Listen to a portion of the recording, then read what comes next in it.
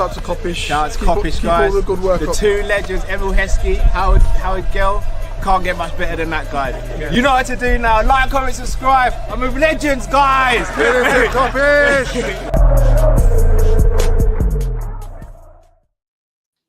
Good afternoon, good evening, possibly even good morning, wherever you are watching this around the world. It's Kop-Ish. It's the Monday night show. It's the staple. It's the one you all wait for. It's the one we probably enjoy the most. We're here. It's Monday night, people. Big up your damn selves. Big up everyone who was waiting. Make sure you smash that like button for us, please. Nice and early, guys. And if you're just joining, big up your damn selves. Matt, not quite Christmas Eve just yet, only about 2 hours away, but yeah, what's happening, how are you feeling? Not too bad, but yeah, Christmas around the corner now, isn't it? Like you said, what, in a couple of hours, Christmas Eve. Then, as you know, then it's Christmas, then it's Boxing. For me, you see, my family, we treat Boxing Day like Christmas Day Part 2, innit? Because we kind of feel like... I think most people do, yeah. Yeah, because Christmas Days, I feel like it goes by so fast. You have to take advantage of the next day, innit? I know a lot of people do work on Boxing Day as well. Shout out to the people that are going to be working on Boxing Day as well. Do you know what I mean? Not everyone's able to even have that as a holiday day, bro. Do you know what I mean? I hear that. I'm on a bar humbug thing this year, but we won't delve into any personal situations. We just keep it pushing. Everyone have a good day, yeah? You do you. Right. Fair play. Right. We haven't really got that much to talk about, but we have, if that makes sense, because I'm not sure if anybody wants us to reflect on the game from yesterday. Maybe at some point we can reflect on that if need be. It was an absolute battering. And well, we peppered them. That was pepper steak, bro. Yeah. Redemption story. Revenge setting. Let's keep it real, yeah. If we didn't concede more than one goal, because 6-1, 6-2, 6-3. 6-3 makes it sound like they had a little chance in it. Bro, we absolutely battered them. You don't go to any other stadium and put 6 past. That's crazy. I'll be real. If you're a Spurs fan, you're waking up with a headache. It's that simple, bro. And I've already seen, big up Tobes. I think it was Tobes that said, he needs to go. Like all the Spurs fans, I think they've had enough, bro. Because I'll be real, innit? Like, bro, if we lost, let's reverse that, yeah? Imagine if we lost 6-3 at Anfield. Could you imagine the outrage? I think it would depend how in the mud we were at the time to how high the outrage would be. Because if we were playing well when it happened, I think everyone would lose their mind. We were having like a diabolical season already and it happened. Like then Spurs. Maybe it wouldn't go off as much. Yeah, because Spurs aren't having a diabolical season, but they are having a bad season.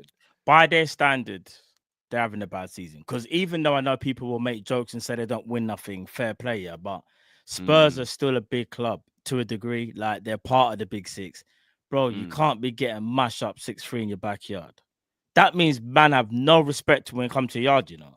That, you know, one of them ones where you invite someone around to your yard and like man knows he's supposed to take off his trainers or whatever, innit? Man just keeps his trainers on. Nah, even worse, he knows on the way over he stood in shit.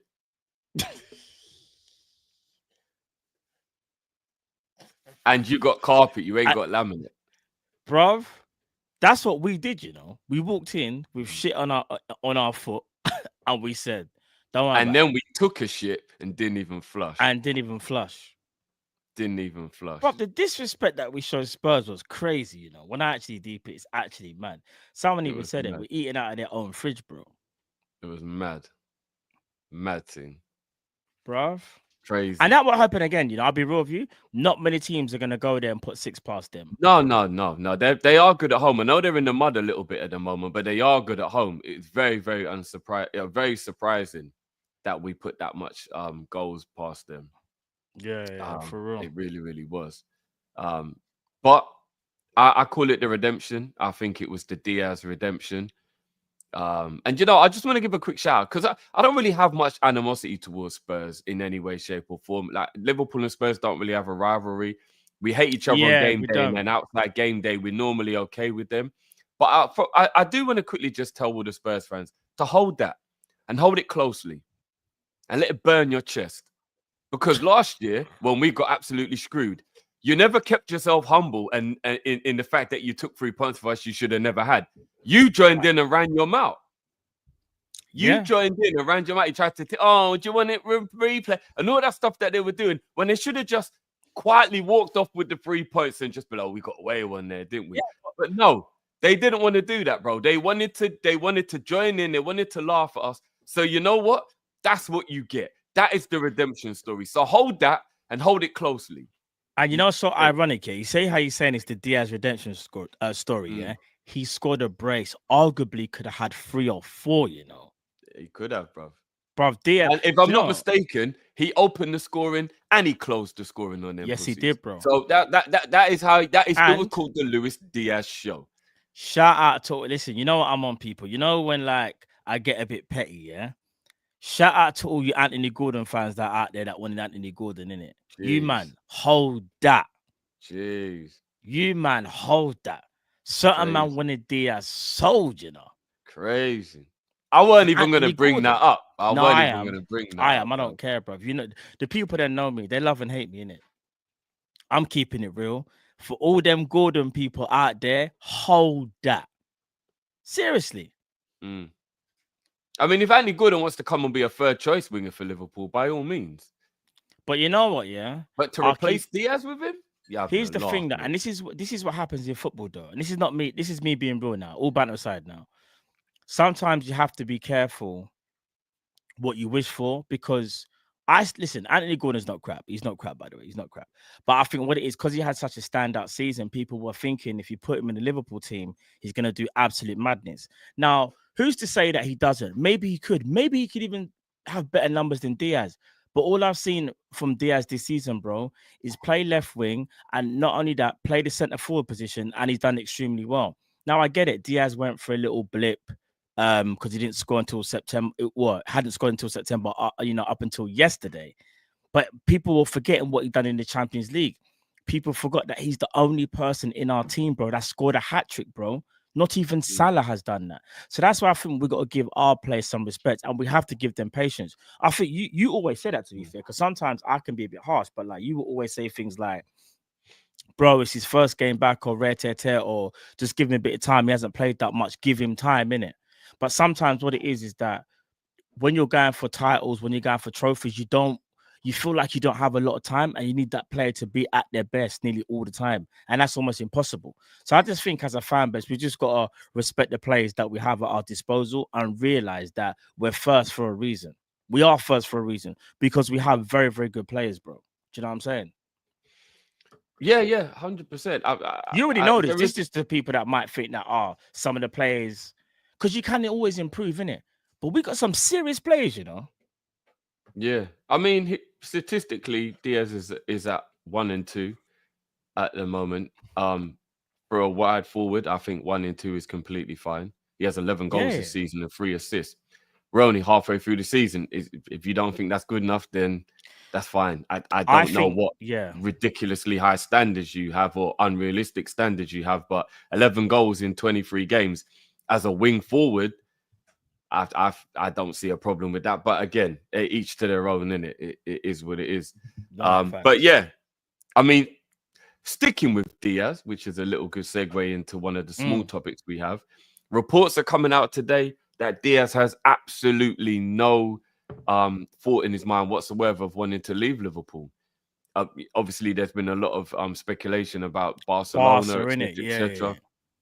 But apparently, some reports are coming out today that Diaz has told people he is absolutely happy at Liverpool and he has absolutely no intention of leaving. If those rumors are to be true, how do you feel about that? Brother, I'm happy. I'll tell you why. Here's the thing. So Diaz first season picked up a really bad injury. Second season, his parents got kidnapped. This season, where there's been no distractions and also a tweak to the system and how he's been playing, not just from the centre forward position, but from the left, I think he's been a bit more of an inside forward, more so than, not saying he was a touchline winger, but Diaz used to like that camaraderie, like burn down the left, like one-on-one duels. Now you don't really need to do that, bro. Now just let the ball do the work. You go inside and get into dangerous positions. And bro.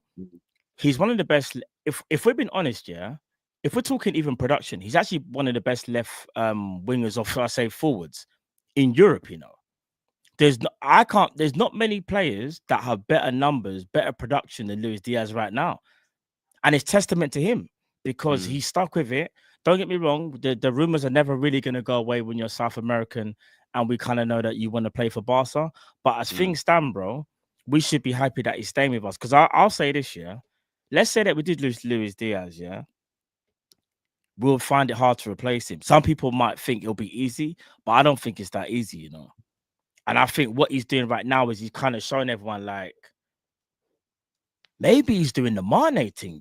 Remember Mane moved central in his last season? I do. I mean, I don't think he'll permanently stay there though, but I get what you mean. I don't think he'll permanently stay there. But if we're being honest right now, Luis Diaz is arguably he's the form striker for our team, though. Yeah. Even if you take away what happened the other day, yesterday, I'm talking about he scored a hat-trick, bro. Let's not forget that. Yeah. Against Bundesliga champions, bro. It weren't even scrubs. Yeah, bro. Did he play centre forward against Real Madrid? Or no, we didn't, because Nunes did, because I remember Nunes done the Cruyff turn against Bellingham where Robbo was. Yeah. There was another game up front against City, though. City. Yeah, I think he played up forward for City, yeah. City, all right, let me ask you this, yeah. Big up Jamie, because Jamie was the first one to say it. Are you starting to wonder whether Luis Diaz's best position for Liverpool might actually be through the middle? I just think he's capable of doing both, bro. I do. I think horses for courses. I think it depends where you need him, what you need for the game, what type of team we're playing up against. Yeah, I think that's the beautiful thing about a lot of the players that we have. I think they're quite capable of playing in one or two different roles where needed, and therefore, it's about upsetting the opposition as well. If the opposition have no idea what we're going to do, we can continue to catch everybody off guard. Do you get what I mean? So now we have three forwards that all play differently, so you have no idea what we're going to do and if we play what the tactic is. Yeah. If you include Diaz now with playing someone who could play central, if Jota's playing, if Nunes is playing Diaz, you know it's going to be a different way of playing, and you don't quite know what to expect, and therefore we can keep everyone guessing. Nobody can prepare for us. The best way to be successful is to be unpredictable, and I think what Slot is doing beautifully is being very unpredictable, but in a good way. Like nobody quite knows what we're. Even if you think you know what we're doing, we'll switch it up halfway through the game, bro. Do you know what I like? Switch it up halfway through the game. The combination right now between Gakpo and Diaz. Here's the thing. Gakpo didn't even have his greatest game, but never guess what? Gakpo still got an assist. I like the Gakpo-Diaz link up, you know, bro. Because what I noticed as well yesterday, yeah, if Diaz went back to his natural left wing, which he did at certain points in the game, but I think he just wanted to do that and he was right to do it anyway, Gakpo moved centrally. They just kept on like swapping and confusing on position. Diaz picking up pockets of space, Gakpo being smart enough to just, you know, go into that space that Diaz just left. Like it's not stagnant. Now, this is no shade on Nunes, but I feel like the fluidity between Diaz and Gakpo is a bit more fluid. Whereas if I said to you, Darwin's playing for the middle, it sounds weird. I think I'd rather Gakpo on the left. Do you know that? I don't think he plays as well with Diaz. I'm not sure. It's weird, but again, it's about combinations. I don't think what I'm saying is wrong or right. I just think we have so many combinations now where we can look at and go, that works, this works. Do you know what I'm saying? Gakpo did get an assist. Gakpo got an assist for remember the tap in? Someone got a tap in. Oh no, do you know what it is? Maybe he didn't. No, it would count as a Szoboszlai assist because he's doing Szoboszlai assist. Mix, you're right, 100%. Gakpo didn't get the assist, because he got deflected, and then Szoboszlai got this assist. But you get what I'm trying to say. Gakpo, yeah, I hear you. But I think there's a fluid, interchangeable way we can play with our front line. Even Nunes, love him or hate him, can pull wide and play out wide. I can.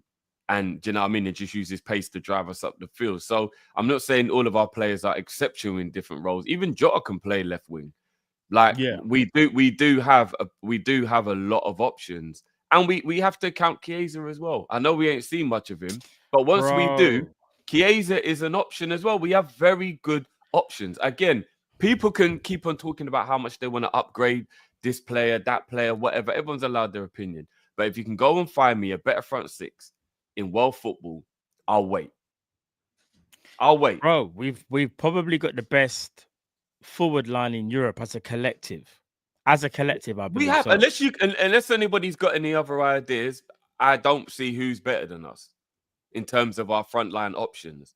The only other team in Europe that can compare to us, and they haven't got the numbers, actually, is maybe Real Madrid. And that's Mbappe, Vinicius, Rodrigo. No, but you're thinking about the quality of the first three, though. Who would be the three backup players that would be able to compete in terms of a full quota? It will be Endrick, Ardagula, and Brahim Diaz. Now here's the killer. Do you believe that? No, but here's why it's offset though, because Ardagula and Brahim Diaz are both left-footed, so no one's gonna want to play on the left. So it is a little bit unbalanced when I say that. I'm just talking about as a collective, like talent-wise. Yeah. Big at the chat, they're saying Chelsea, because if you look at Chelsea, they got Jackson, Pedro Neto, Sancho, but then they can flip it and go Nkunku, João Felix, and Madueke. So they've got a collection of talent, which is good. That is good, but I don't think they're better than Liverpool as a collective. I don't think they're better. No. Because for example, that is very good options. So you're right. Yeah, they got very good options. Yeah, someone said Barca. I wouldn't swap it for ours. Do you get what I mean? That's the point I'm making. I wouldn't swap it for ours. Maybe if you really twisted my arm, I'd agree with you that I would swap Real Madrid's first three, as in Rodrigo, Mbappe, and Vinicius. That is better as a three. But I'm not taking them as a 6 when the backup of the other 3, especially that Ardagula is more of a 10 anyway. Yeah, agreed. Do you get what I mean? I wouldn't want Brahim them to be real with you. Do you get what I mean? So I wouldn't really want them. I wouldn't really want to swap them as a 3 either. But anyway, it's right up there. So whether you can find people better or not, it will be a struggle. It's a struggle. To find it. It's not like you're gonna go and be able to find a whole host of teams. Where you're like, they are. Facts. Chelsea and Real Madrid are the only examples that can even really be close to being like, that is a front 6 that can rival them in terms of their link up, their fluidity on paper, etc., etc. So I am very confused that people, when we're playing so well, are still trying to find ways to diminish, put down, and find fault instead of just enjoying it. I think it's more for you. It just kind of more stress you're bringing on yourself for no reason, but it is what it is. It is what it is. Big up Yard. He says Madueke is matter. Hey, bro, don't. It is what. Don't get me started with Madueke. He didn't. Funny enough, I don't think he didn't start against Everton. So I done that game. He didn't start. It was Neto that started on the right. No, Madueke came on. Yeah, Madueke. Yeah, he came on, but he didn't start though, innit? No, he didn't. Yeah. All right, moving on. Well, before I move on, so just a few things. El Hero says Gordon still has better numbers. Bro, I'm not trying to call you out, but it's so far from the truth. It's unbelievable. And this is what I'm saying. Some people need to be a little bit more aware of and I'm not even saying El Hero wants Diaz gone or anything, or maybe he just likes Gordon, but just to let you know, bro, Gordon's only got 3 goals and 4 assists this season. So I'm not sure how he's got better numbers, but there you go with it. Yeah, Gordon's only got 3 goals in all comps. That's what I'm saying. So I don't get where the narrative comes from. He's got 7. No, Diaz got 7. 11. No, in the league. Oh, in the league, yeah. It's 7 in the league. Yeah, Gordon's got 3 goals in the league. Diaz has got 7. And I'll say this now: I'm pretty confident Diaz will beat Gordon's tally from last year, which is 11 in the league. So I'm just saying, I'm not trying to call you out, bro, but you kind of have to not be biased if you're going to bring statistics into it, because that's actually like a factual thing. Big up Pixel Beard says, shout out United's leaky roof. Bro, did you see that? I haven't seen it, but I've heard people saying that he had to stop the press conference because the roof started to leak. So imagine me and you're talking now, and imagine out of nowhere you just see me keep doing this.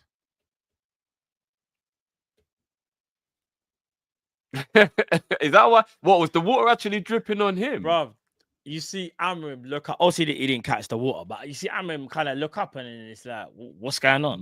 No. Are you telling me it was a sign, Miss Jackson? Bro, Woo, brother, and for listen, real. I'll say this, yeah. They have fired every manager since Oh Fergie, my yeah? day. Not once No, have they this thought. can't be true.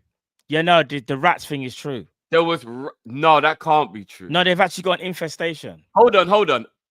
Bruno plays every week though. What? So I need more clarity. Bro, they have an I need- infestation. What's this? Let me see if I can find it.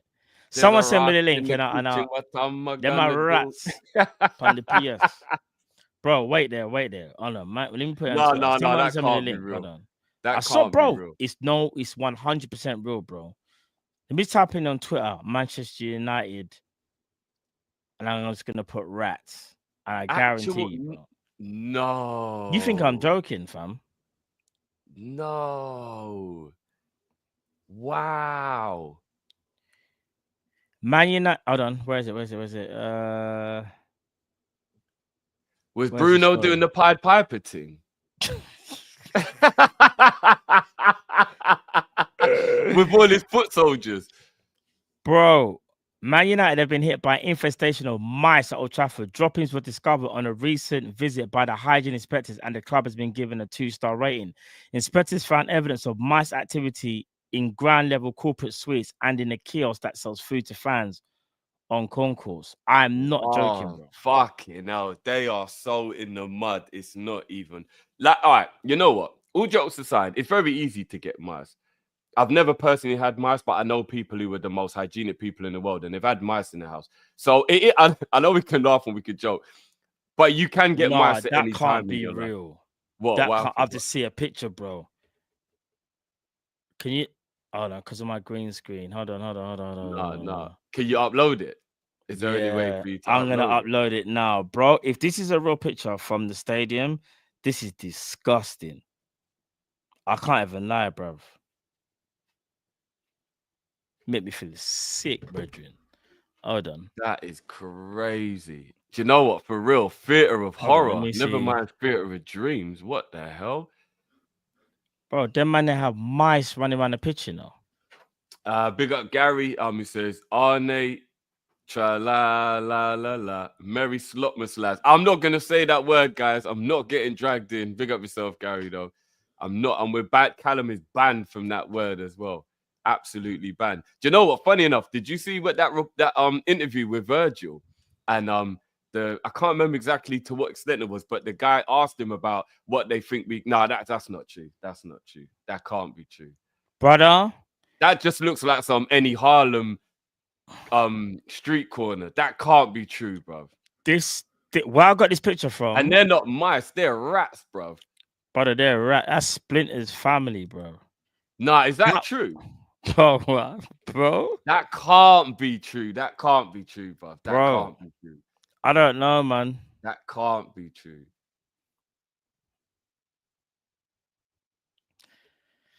I don't know. Bro, take that off the screen, please. That's making me feel sick, bro.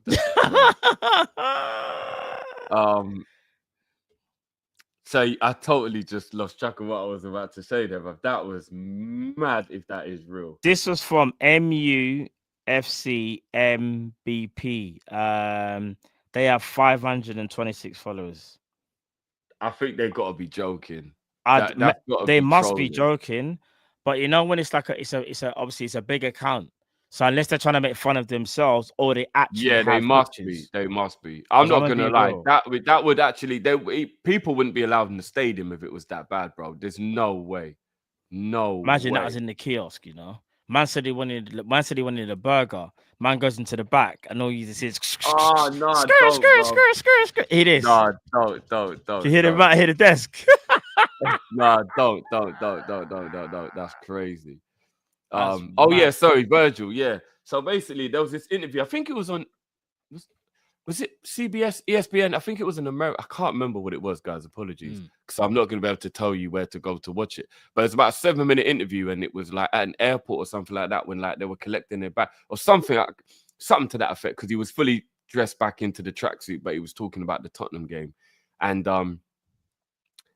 they asked him something and he went, so what you basically asking me, can we win the quad?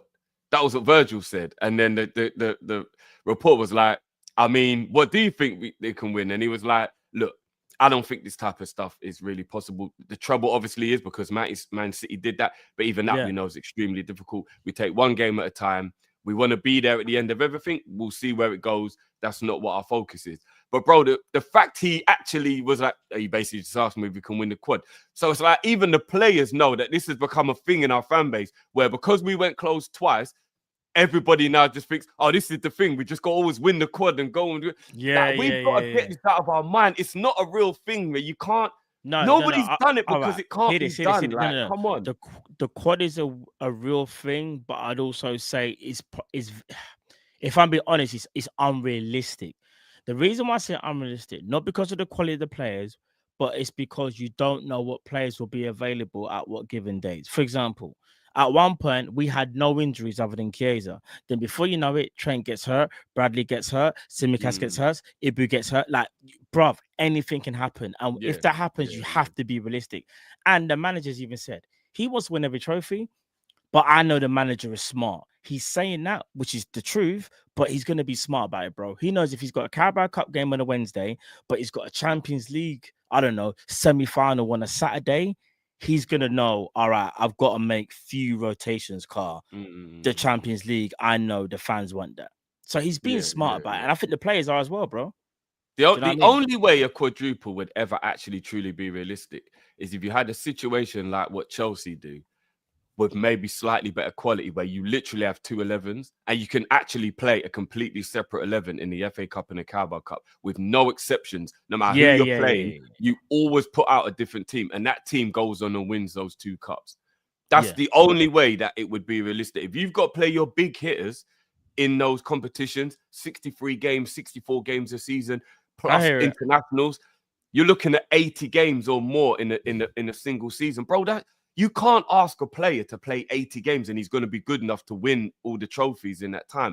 That's ridiculous, bro. Like, we have to be realistic, bro. Do you know, it's not, here's again, it's not realistic, but it's also not impossible. It's not impossible. It's just, I just think it's unrealistic. There's a difference. It's super unrealistic. Because, again, like, I feel like everything needs to go your way for you to win 4 trophies. Not even 3, 4. Think how close. Do you know what's so crazy? Yeah, if I'm being honest right now, the closest we ever came was the 21-22 season. You know, that's the closest I think. We were 110 minutes away from doing it, bruv. Imagine and look how good that team was. So if that team couldn't do it, how? Do you get what I mean? Like, all right. If that team couldn't do it, how? All right, crazy. What I'm gonna say, yeah. If you put this team in the same scenario, it's hard to gauge whether we would have been, because I feel like we might have been mentally burnt out, bro. Like you said, that's a lot of games. No, we were physically burnt out. Here I'm going to say, we don't play as intense, in my opinion. We still obviously press and whatnot, but I feel like we don't play as intense, like under Klopp. It will be interesting to see what this team would have done, this exact team.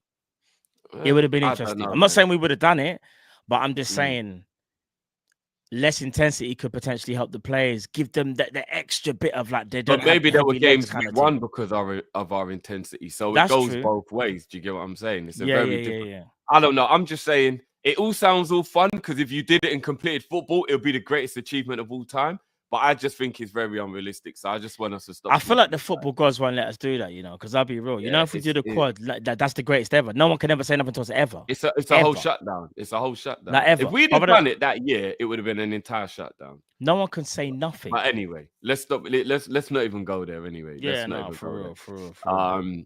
Big up John, as always, says big up Drifty and Matt and Callum. Merry Christmas. Merry Christmas to you. Merry Christmas, John. Big up yourself, bro. And a happy new year. Big up Ram in the building, says Merry Christmas. Much love to you, Cal, Matt, and Drift. Big up yourself, Ram. Big up yourself, Ram. Merry Christmas, broski. Jude, not Bellingham, says, can Salah do an Henri and get 20G and 20A in the season? 100% he can. Will he? He can. It's a different conversation. Yeah. But can he? But can he? Yes, he can. Yeah. He's 5 goals away from 20 goals. So that Yeah. pretty much you could say is already wrapped. And he's 9 goals away from the assist. Let's just let him do his thing. Let's just let him do his thing. And then when we get there, we get there. When we get there, we get there. Or if we get there, we get there.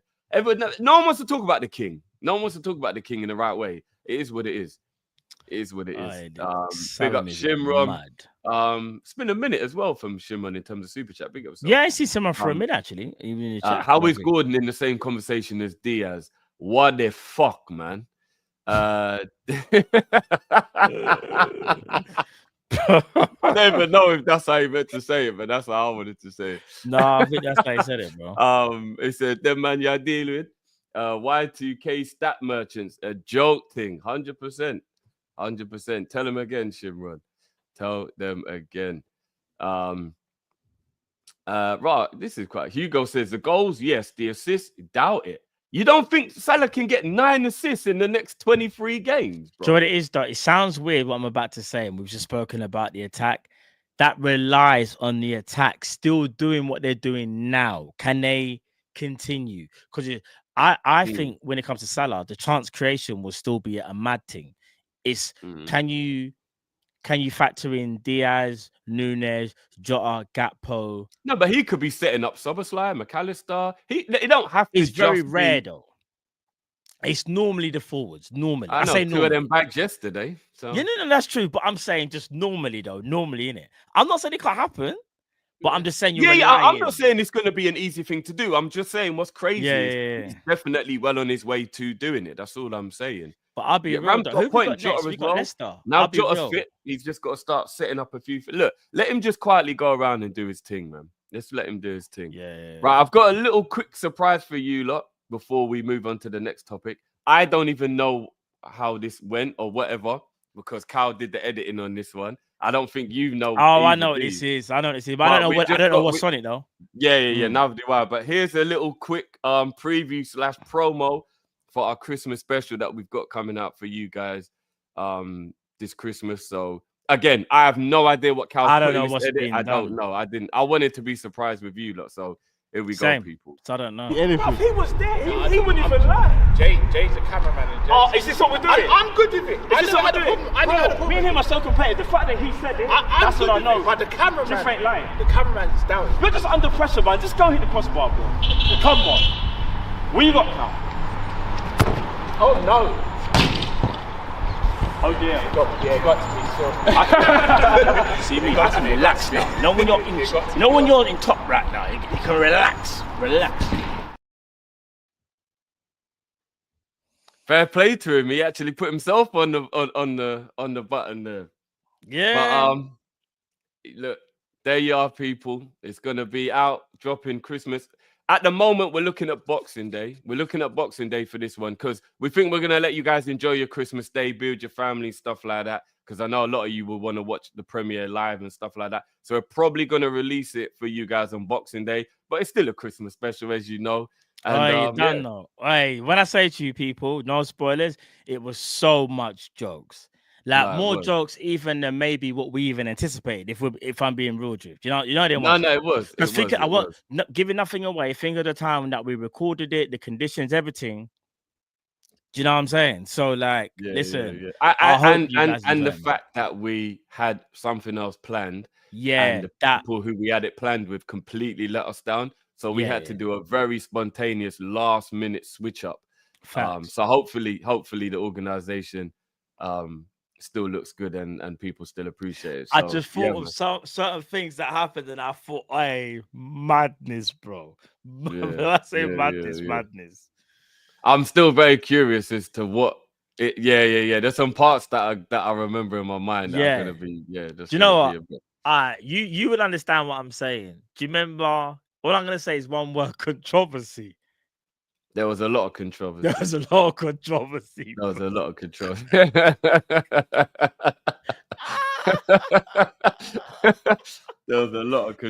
Hey, people, trust me. Listen, you will be entertained in it. I hope so. I really hope so. You know I mean, I would hope that you wouldn't think I'm biased anyway as a friend for over 20 years, but I think you can. I think I proved my loyalty in terms of my unbiasedness within that as well. So I hope you guys appreciate the fact. No, you did.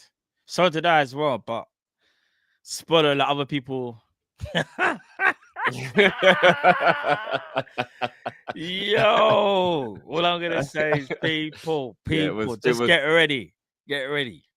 I'm gonna be honest with you. What's even more funny is that to this day, my body's still aching me, bro.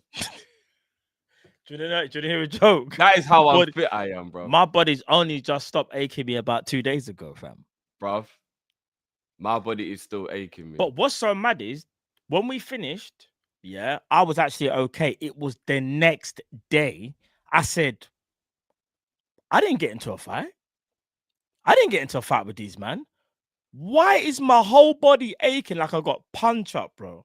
Bro, I was so out of shape. Remember, I went in. You saw the belly. My belly was showing, fam. I'm out of shape. Remember, I went into those games with a bad back. Then you lot will see what happened to me during the game. Bro, I'm playing with a recovering right hamstring. Yo, it was a bunch of old men running around. We have to just keep it above. But it is what it is. We're here for the entertainment. It is what it is. We put ourselves on the line. First time I've done any physical working out for over 2 years, and it showed. But it is what it is. It is what it is. It is what it is. And you know what? I still haven't learned because I went to M&S today, bro.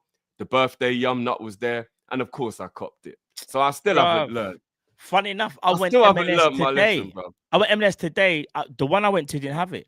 They didn't have it. No, the one I did, they had 2 left, so I had to pick them up still. I might have to try and see if I can pick one up tomorrow. You know, I'm not gonna front. I'm not gonna lie. Christmas Eve is a madness, but I know. I didn't really want to, but actually, when I went to today, they didn't have it. But I was in a different location today, innit? We took the kids to Santa's Grotto and that. So. Yeah. No, no. Though adulthood is different. It really. Nah, bruv, it creeps up on you, man. Like it really, truly is. When you get to a certain age, you always feel like because you like me personally, I'm naturally athletic, like fit guy, but you have to keep yourself in shape. Don't just think because you naturally got it that you can't lose it. You have to, no matter if in your 20s, your 30s, your 40s, your 50s, make sure you get in shape, people, if you can. Facts. Do you remember when I said to you at the time? Yeah. When you rolled me the ball or you passed it or something and I controlled it, couple kick-ups, passed it back, and then I was like, bro, you know the muscle memory kicked in, but my groin asked me what I was just doing. bro, you know, bro, crazy, it's so mad, car. I remember there was a little part in the game where I really felt like, my body has aged, rude boy. Yeah, it's mad. Shout out to the over 30s because once you get to 30s, if you don't maintain it, you're done. If you don't work out, like you're gonna be in problems. Yeah, you will be. You know what D&D said? Just the last 2. How greedy. Bro, when they're there, you gotta grab them, bro. I'm not even joking. Like Matt knows, you gotta grab them once they're there. Yeah, you have to. And in M&S, I'm not gonna lie. When it gets Christmas time, it's every man for themselves. Trust me, I've seen it. No, because Christmas time, people go crazy, you know. And I'm not even one of them people, but you know, some people go a bit mad. But we'll put it like this: the main reason why I went to M&S today was because I wanted to get their Christmas biscuit selection because they got a beautiful selection of Christmas biscuits. Yeah, they were all sold out. So somebody else was grabbing up all the biscuits. So I thought, fuck it, I'll grab up all the yum-yums. It is what it is. It is what it is, you got yours, well, I'm getting mine. Yeah, bro, it is what it is. It is what it is. Crazy. No, Alex, I don't go gym. I ain't been gym. If I'm being honest, Alex, I ain't been gym since 2020, 2019. Actual gym. Done a little workout, but not gym. No, I used to go gym. These man know I used to go gym. Drift will be the first person to call me. It'll be like 9 o'clock, 10 o'clock. And they'll be like, oh, bro, give me 1 second. I'm just finishing the gym. I'll call you back. That was me, like 24/7. Then I have my youths. Game over, bro. But that's not an excuse, to be fair. That's on me. You know what I'm saying? I didn't have the youths. I'll be honest. I'll be the youths. See, do you get what I'm saying? So I've got no excuse, bro. But I need to get in shape, though. I need to get in shape. Cause I'll be real, chat. You know what it is, yeah? When we done that, the challenges or whatever, yeah, the muscle memory kicked in, and I realized, like, If I was in shape, even now, Madueke can't talk to me, bro. He can't Oh talk wow, to me, you're bro. doing that, yeah. No, I'm doing it, bro. I don't care, bro. I don't care, fam. Yeah. Nah, Can't shout talk to out me. everyone, man. No, Shout I'm out only everyone. joking. But that Madueke, I don't want him to think it's actually real slander. I'm genuinely bantering, but people take it seriously. Once you get to our age, the only exercise you get in is the bedroom, and that's it. So we move. Facts. Hey, Shabba We move. ranking. There's a reason Let's why move my on. thighs are the only thing that weren't feeling mashup, bro. But we Yeah, move. my leg was fine, bro. Right. On to the next topic, bro. Trent. Madueke. Yeah. So there are some rumors, bro, that are coming out that Trent, there is absolutely nothing to do financially with what the snag is on Trent's contract talks at the moment. Okay. Hearing that it hasn't got anything to do with Big up finances. Cal. Sorry. Big up Cal. Nico Jonas today. I don't know if Cal can see this, but when he sees it, you can see the Tropicana apple juice. You've had this before, innit, Drift? Yeah. Yeah, it's serious stuff. But yeah, You're sorry, balling bro. like that, yeah. I ain't paying no £4 for juice, bro. This is on offer. What do you mean? You think I buy this if it's not on offer? Because that ain't even the slim box. That's the wide box, bruv. I know that's the £4. It was £3, £3.20 Asda. 320. Okay. Yeah, 320 Asda. I think it was. Yeah. Fair dues. Yeah. So if it isn't financial, bro, what do you think could be the snag then? All right, so I'll keep it a buck. I don't know if I'm gonna sit here and believe it's not all financial. Do I think it's just financial? No, but I think financial is definitely a part of the conversation.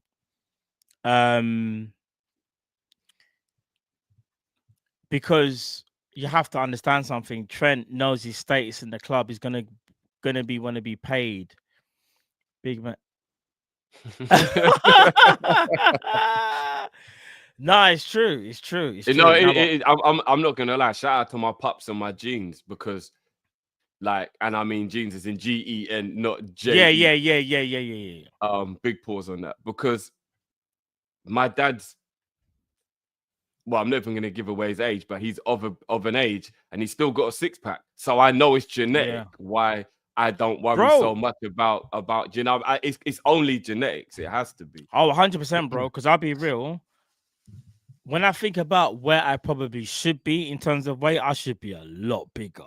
I've actually lost weight over the years. I still got a bit of the pot belly, but that can get that. I need to get rid of that, innit? Like that's just me. I gotta go That's gym daddy or whatever. weight. That's what that is. Yeah, that's that father time business, innit?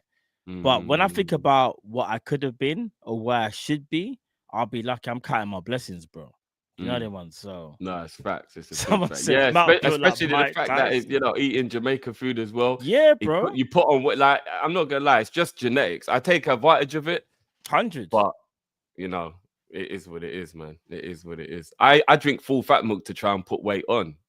But yeah, that's mad. Still, that even do that. Still, I can't even have that. Still, good genetics. I can't lie. I feel blessed. But why is man saying I'm built like Derek Chisora? Why you gotta do me? You see one clip, and cause my belly's a little bit out there. Why have you not got to do that? Derek Chisora, you know. It's so mad, you know. Do you know how much that's taking the piss? Brother. Derek Chisora, why? You know, I'm never gonna say nothing. When you don't see the video, I ain't saying nothing. Call me Chisora when the video is done, innit? Call me Chisora. Oh my days. Jesus. Take it. Call me Del Boy. Big up Aya says I'm 40 and people say I look 26, 27. Seriously, it's my dad's genes no matter what I eat. Yeah, but sometimes, man, you're just blessed with those genetics, man. I think the only thing that happened to me as I've got older is I feel stiff. And when I watch myself on camera, I can tell I look stiff as well compared to how, you know, loose I used to be when I was younger. So I think that's the only thing that's affected me with my poor diet or whatever and not exercising, that my body's just completely stiff now. Do you know what I mean? But yeah. Big up Jam. So it's quite you. Big up Jamrock. He's saying, yeah, eat lean protein. Lean protein and eat clean. Now, facts. That is true. One thing I have said, I think on you guys on the show, I don't eat as much as like fast food anymore. Even the missus come back. I like back in the day, I used to eat quite a bit of fast food. Even a couple years ago, I've cut that down a lot now, like a lot. Even I don't eat how I any have my fast food, breakfast. but I have to be honest, I do use a lot of air fryer food, and air fryer food's still not the greatest for you. Do you know what I mean? Yeah, So, it might be better than obviously deep deep fryer, but yeah, because you're still frying in it, still grease. So yeah. So yeah, so you don't. What do you think it could be then if it's not financial? Why he hasn't signed? Do you think that means more that it is just he actually wants to go? But Because bro, if it's got nothing to do with money, then what would it be? It could be also about this won't come out, but about the project in terms of how he feels about Salah and Virgil. Because I'll be real, I do think Salah and Virgil are staying, but let's say that they're not staying. Let's just say, I hate to say it, but let's say that they're not staying. Do you think Trent's going to look at that and think, well, fam, like, they're not staying. You want me to commit further years? And I know they're not going to be here forever, but at least I know with the next two years with them, we're still going to be at a certain level. He could be thinking like, so then why am I here? And the bro, do you know what I'll even say as well? There's other people's futures that might be, because even Allison as well. The fact that we bought Mamadashvili, that's another sort of maybe a little question mark. And I know we spoke about Diaz, but there's a lot of question marks about Liverpool at the moment, you know. I think someone just needs to sign on that dotted line to kind of get the ball rolling. So everyone else, you know, it's one of them ones, Drift, where it's like, oh, what, you're staying, yeah? Do you know what? If my man's staying, I hear it, and he's staying, it kind of makes sense still. Like, with the party's still here kind of thing. Whereas if you kind of feel like everyone's jumping ship, you are gonna, I know it's about you, but you are gonna be a little bit like, well, if everyone's leaving, should I stay? The thing is, I do get where you're coming from. But let me give an example. So do you remember like before the pandemic when we would want to go out for a drink or whatever after a long week at work? And it got to the point where we were never going because people would always let us down. And then it got to the point where we were like, bro, let's just go out, you and me. Like, we can't keep waiting on everyone who keeps on like cancelling us or whatever. And then we just started going out, just you and me, because if you want to do something, you just do it. You just do it. I hear that as well. I mean, you can't always wait for other people. You can't always watch face. If you want to do something, sometimes you just got to do it. So I get where you're coming from, but football's it would be a little hyperbolic, weird if Trent is basing his whole future on what others are doing. Like, it's about you at the end of the day. Do you I know hear what I'm that. saying? Football's a little bit different though, because remember, when it comes to the whole football thing, yeah, you kind of know when you've got a very good team, you want to stay in that team for as long as possible. Any top player will tell you that. They kind of feel like if they know they've got a great team, you always hear players that have retired where they always say things like, oh, if he didn't go, I felt like we would have done X, Y, and Z. And I do feel like people might not want to hear this or like it, but having that your comrades like there with you, knowing that you've gone through, because remember, Trent came through the rankings 2016, 2017, but he really got to know man 2017, 2018. Obviously, Virgil. Then the following season, Ali joins. Fabinho. Obviously, Salah's already there. Like, he wants to know that there's the core group of players where he feels like we can win trophies. This is where Real Madrid step in. Because what Real Madrid can say now is this: we don't care what's going on with Ali and Virgil and Salah. What we got right now is we got Vinny, we got Mbappe, we got Rodrigo, we got Rudiger. Like, we got players where you can literally go to right back right now. We don't know what's going on with Carvajal. You're going to start. We know what you're capable of. Oh, and by the way, if you want to play centre midfield, yeah, we ain't got a problem. We got Carlo Ancelotti. Sometimes it's vibes with Ancelotti. Sometimes Ancelotti will just be like, oh, shoot, man, you got to play centre back, fam. You got to play centre back. There's no stopping him to saying to Trent, yeah, Trent, you got to play centre mid today. Carvajal's back. For this game, we need you to do centre mid. It's but Ancelotti, but there's some up in the airs about Real Madrid. Ancelotti probably won't be their manager next year. He doesn't know who's going to be the manager. Well, here's the thing, bro. Even if he's not, Real Madrid's core players aren't going nowhere. They're core players. They're top players. They're not going nowhere. Courtois, Rudiger, Vinny Jr., Mbappe, maybe you could say Rodrigo, Valverde. Oh my days! You see Valverde's goal the other day? No, I didn't know. Brother, there's a reason why I put Valverde. You know when we done the draft and I put Valverde long shots, brother, struck on from about 30 yards. Top, bro. Valverde's a baller, man. Valverde is insane. his long range shooting is a joke. I've been done saying this, but anyway, but they got players. They got quality. I see Mbappe's goal. Mbappe's goal was cold as well. Mad. I mean, yeah, I hear you. If it's not money though, I think that starts leaning towards him leaving. That'll just be my 2 pence on it. I think I would personally think money would be the only thing that would be an issue with him wanting to stay. Just wanting to be a high earner, etc., etc. If money has got nothing to do with it, I think that does start to lean more towards he will go, which is a little worrying to hear that. But again, I'm going to keep the faith that they're all staying, and we'll have to keep. So let's cut you. What's your general feeling? Do you know what I actually think? But I think this is hopium. I think Salah and Virgil have already signed, and they're trying to get Trent to sign before Christmas, and they're going to announce it on Christmas, either Christmas Day or Christmas Eve evening time, where they go, "We got an early Christmas present." That's what I think the PR spin is from Liverpool. That's just what I think. I've got no inside information. I don't know anything. I just got. If it was going to be a PR spin. If it's going to be a PR spin, though, bro, wouldn't they announce it in January when they don't buy anyone? No, it'll be announced in Christmas, bro. It'll be a Christmas present. Because waiting until January just makes it that little bit longer when they know we're already craving for that news. I genuinely feel like Salah and Virgil have already signed. And you know what's so crazy? Salah and Virgil were both asked about their contracts literally yesterday. And both of them said, there's no update, there's no update. But it's the way they said it, like, it's hard to explain. Like, I could be so wrong here, and I don't mind being wrong. It's just what I think or what I would like to believe. But something tells me, don't be surprised if we get something on Christmas Eve or Christmas Day, but they're waiting for Trent. Here's something else. I don't know whether you saw. Did you see when they asked Jota what would he give Trent for Christmas? Yeah.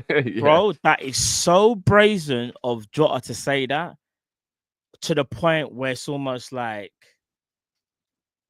he's on the verge of doing that. Or remember, when they do their minutes or whatever, they're normally how many days behind? It's never on the day. So that could have been done and Trent's already signed. We genuinely don't know. I think it's just me trying to give a bit of hopium to the fan base, because I think that's the only black cloud that we have over our season. Nothing to do with the results or the manager or the players. It's about the contracts, bro. That's the black cloud. I hear you. And I definitely agree with you that if you ask me to put a percentage on it, even though I think all three will stay, I think Virgil and Salah are like 95%. If I gave you a percentage, Trent, I would probably say at the moment I'm 50-50. If I was being completely honest in terms of my percentage. But Trent's acting like a bad B right now. I think that's why he's annoying me. Like, you think so? Yeah. Because he's not what? Because he's a bad B. Like, he's got bare DMs. He knows he's got bare options and he's like playing on it. But I think eventually he knows where his bread is buttered. Does that make sense? Like, yeah, I think. All right, so here's the thing. So for those that's asking about what Jota said, the interviewer said, "What would you give Trent for Christmas?" He said a pen. Did he say pen and paper or pen and contract? I think he said a pen. I think he said paper first, and then he went and then a pen. So he then a pen, and then she was like, "What?" And then she was like, "What?" And then he was like, "Yeah," so he can sign his contract. Now, Liverpool are not stupid. They could have edited that out anytime they wanted to. Anytime. They left that in for a reason. Well, technically, it was a Sky thing. It wasn't a Liverpool thing. It was a Sky. No. But bro, Liverpool can tell Sky they don't want it in there. They can remember it's Liverpool's footage. They can tell Sky. I guess so. Maybe they can say to Sky, we don't want it on there. Take that off now. If not, we'll sue you. We control the narrative of our club. Sky can't control that. So because when I saw that, Jeff, I was like, that's in my head straight away. I did think to myself, he could only be ramping like that if he knows it's gonna happen. Surely he could only make jokes like that if he knew it was gonna happen. Surely, bro. Or it could be a ploy from Jota to put pressure on him. No, but here's the thing. Jota wouldn't do that. But you wouldn't do that in public, bro. You just wouldn't. They're brethren. You just wouldn't. It's hard to explain, but you just wouldn't, innit? Because it's a public thing. Remember, Trent's already said he don't want his stuff out in public, innit? He's already said that. So for Jota to do that, again, this is hopium. I'm saying I think it's Yeah, close. you know what, you might be right. You might be right. Anyhow, they right. sign on Christmas though, or they announce it, or Christmas Eve. What I'm saying is, you heard it here first. I'm just saying. Fair dues, fair dues. You heard it I'm here looking first. forward to finding out that them Because lot if are it staying. happens, That's bro, we're all I gonna can go say. mad. And I'll be real with you. The fan base will be thinking, we'll be so gassed that if FSG did nothing in January, we'll still be pissed off. But then the copium will be, well, at least we got our 3 players signed up. That will be the copium, even though it's not right. That will be the copium mechanism. Let's be honest. The rivals want us to lose one of those players because of how good they are, and obviously they want something to derail us. So it'll be fun watching them have their meltdown if they can't believe all 3 are staying. Have you heard the That would be fun. rivals? The way how they talk about it, because now the rivals have been honest. I need them to lose them players because with them players they're too good. But before it was, he's not even all that. He ain't even the best right back, or Virgil van Dijk. He ain't even the same defender, or Salah, rare tear. He's not the same player. He's just a GA merchant. Right? It's like, brother. Now I'm hearing the real truth from you guys, because if these guys resign, you lot are in trouble. The rivals are in trouble if all them 3 resign. Just know. Yeah, no facts. Big facts.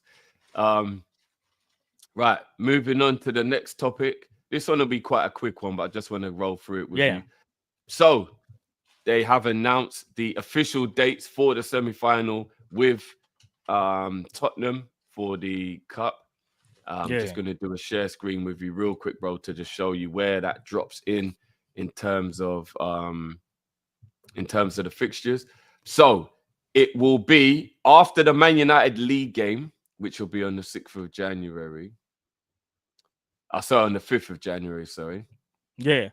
Drift, give me 1 second. I'm going to stay on screen. Give me... Yeah, cool.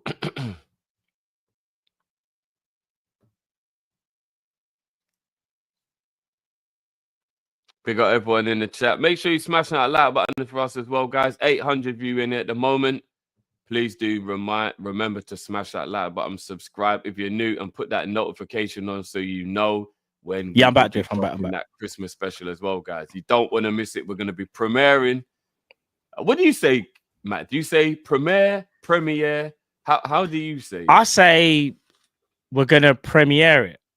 We're going to premiere it. But then it's context, because it's the way how you say it. So it'll be like, is one of them an American way and one of them an English way? I don't know. Would you say I'm going to... No, because you would say like it's a premiere, but if you're going to premiere it, you wouldn't say I'm going to premiere it. Do you get what I mean?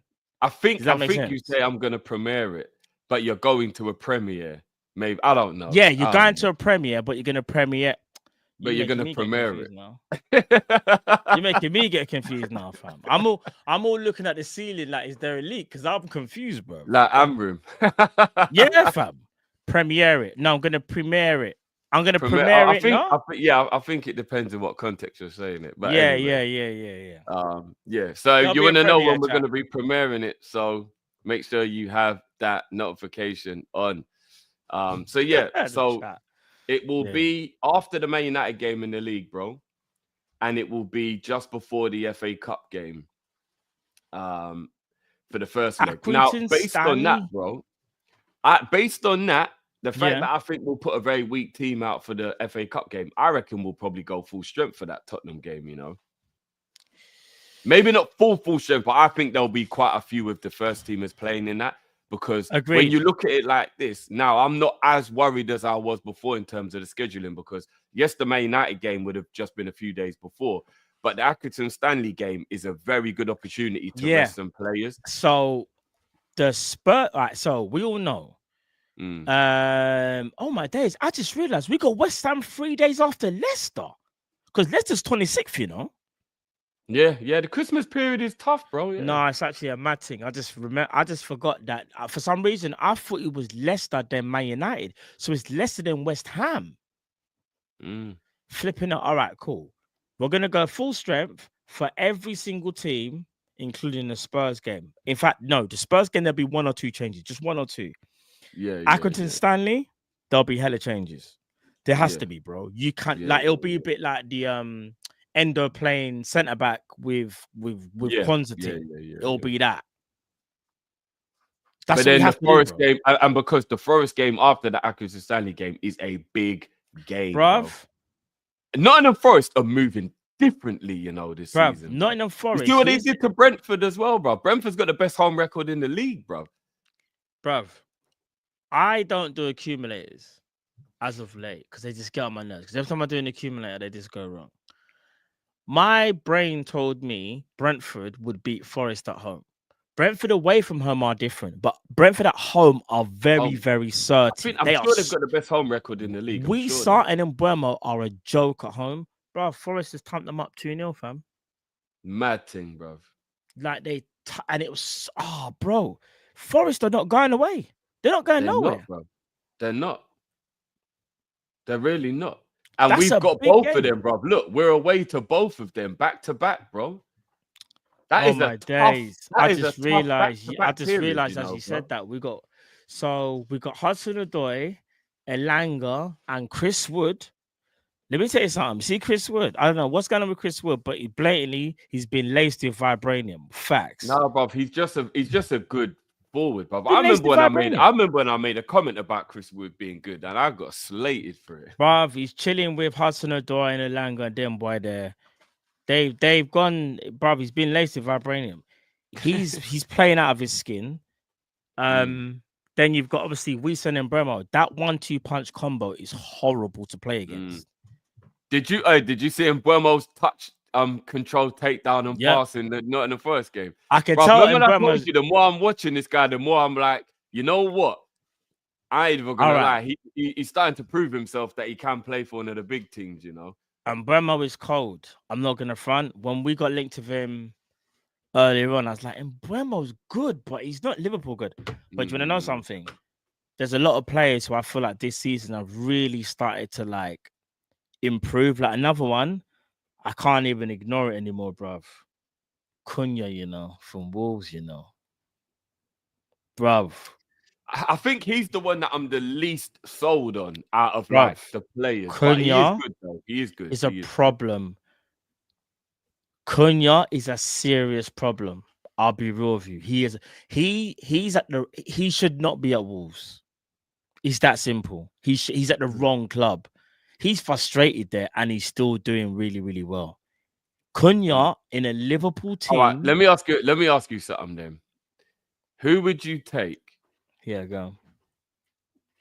Cunha, Mbeumo, or Kudus? Mbeumo and Cunha are going to cost you 50. Kudus is going to cost you 80. Who would you take? Is this for the right, or do you just mean like what do you Wherever mean? you think that they could play in the team? I'm still going Kudus. Yeah, Kudus. Do you know what it is? Kudus can play right, left, 10, striker. And I know versatility should be but Kudus is flipping cold. Again, he's at the wrong team. Do you know how mad you have to be to want to punch up 3 men in the same game? Albeit they were Spurs players. That's kind of ironic. We just battered them, and Spurs do try and wind you up. But bro, Kudus is 24 as well. You know, he's 24. No, if I'm not mistaken, they're all very similar in age, though, right? If I'm not mistaken, Cunha 25, Kudus 24. Who's that person you said? Mbeumo. I think Mbeumo's only 24, 25 as well, isn't it? And Mbeumo might be 25 as well. But bro, there's a few players. Remember I said about Duran? You see what? And again, Duran should have scored in the first 20 seconds of that game, but Duran still scored. But there's a few players in the Prem. You know what? You see with Duran, I think the only thing that would worry me about Duran, if I'm being totally honest with you, is his overconfidence.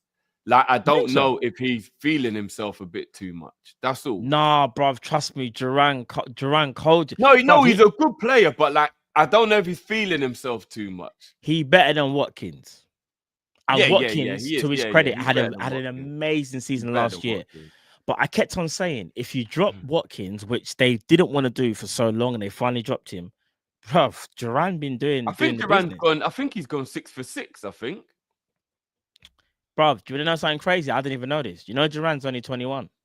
Yeah, I know. Bruv, he's 21. He looks a lot older. That's why he does. I can't lie. Yeah, he looks a lot older. But I'll be real, so does in Burma, but we won't go there. Yeah, no, bloody hell. Bro, Flipping in Burma hell. 25. That's crazy, bro. I thought Mbeumo was in his twilight years, bro. But I thought in Burma was my age. Bro, mad thing. Brother. Just finishing up on the fixture thing, though. How do you feel about where the second leg lies? This is why I think we might also try and get it done in the first leg as well, because we're away to Bournemouth just before we play that second leg. And that's a crazy difficult game. Yeah, Bournemouth because we away saw game. what Bournemouth done to Man United. And again, bruv, you know Bournemouth are like sixth in the table. Oh, Bournemouth are playing exceptionally well, bro. Iriola, or how you pronounce his name? Ariola? Yeah. Brother is moving mad. I'm not gonna lie, I don't even want to sound like I'm taking the piss, but man's name is way too close to man's name is way too close to the, you know, the thing. I'll just say the nipple area.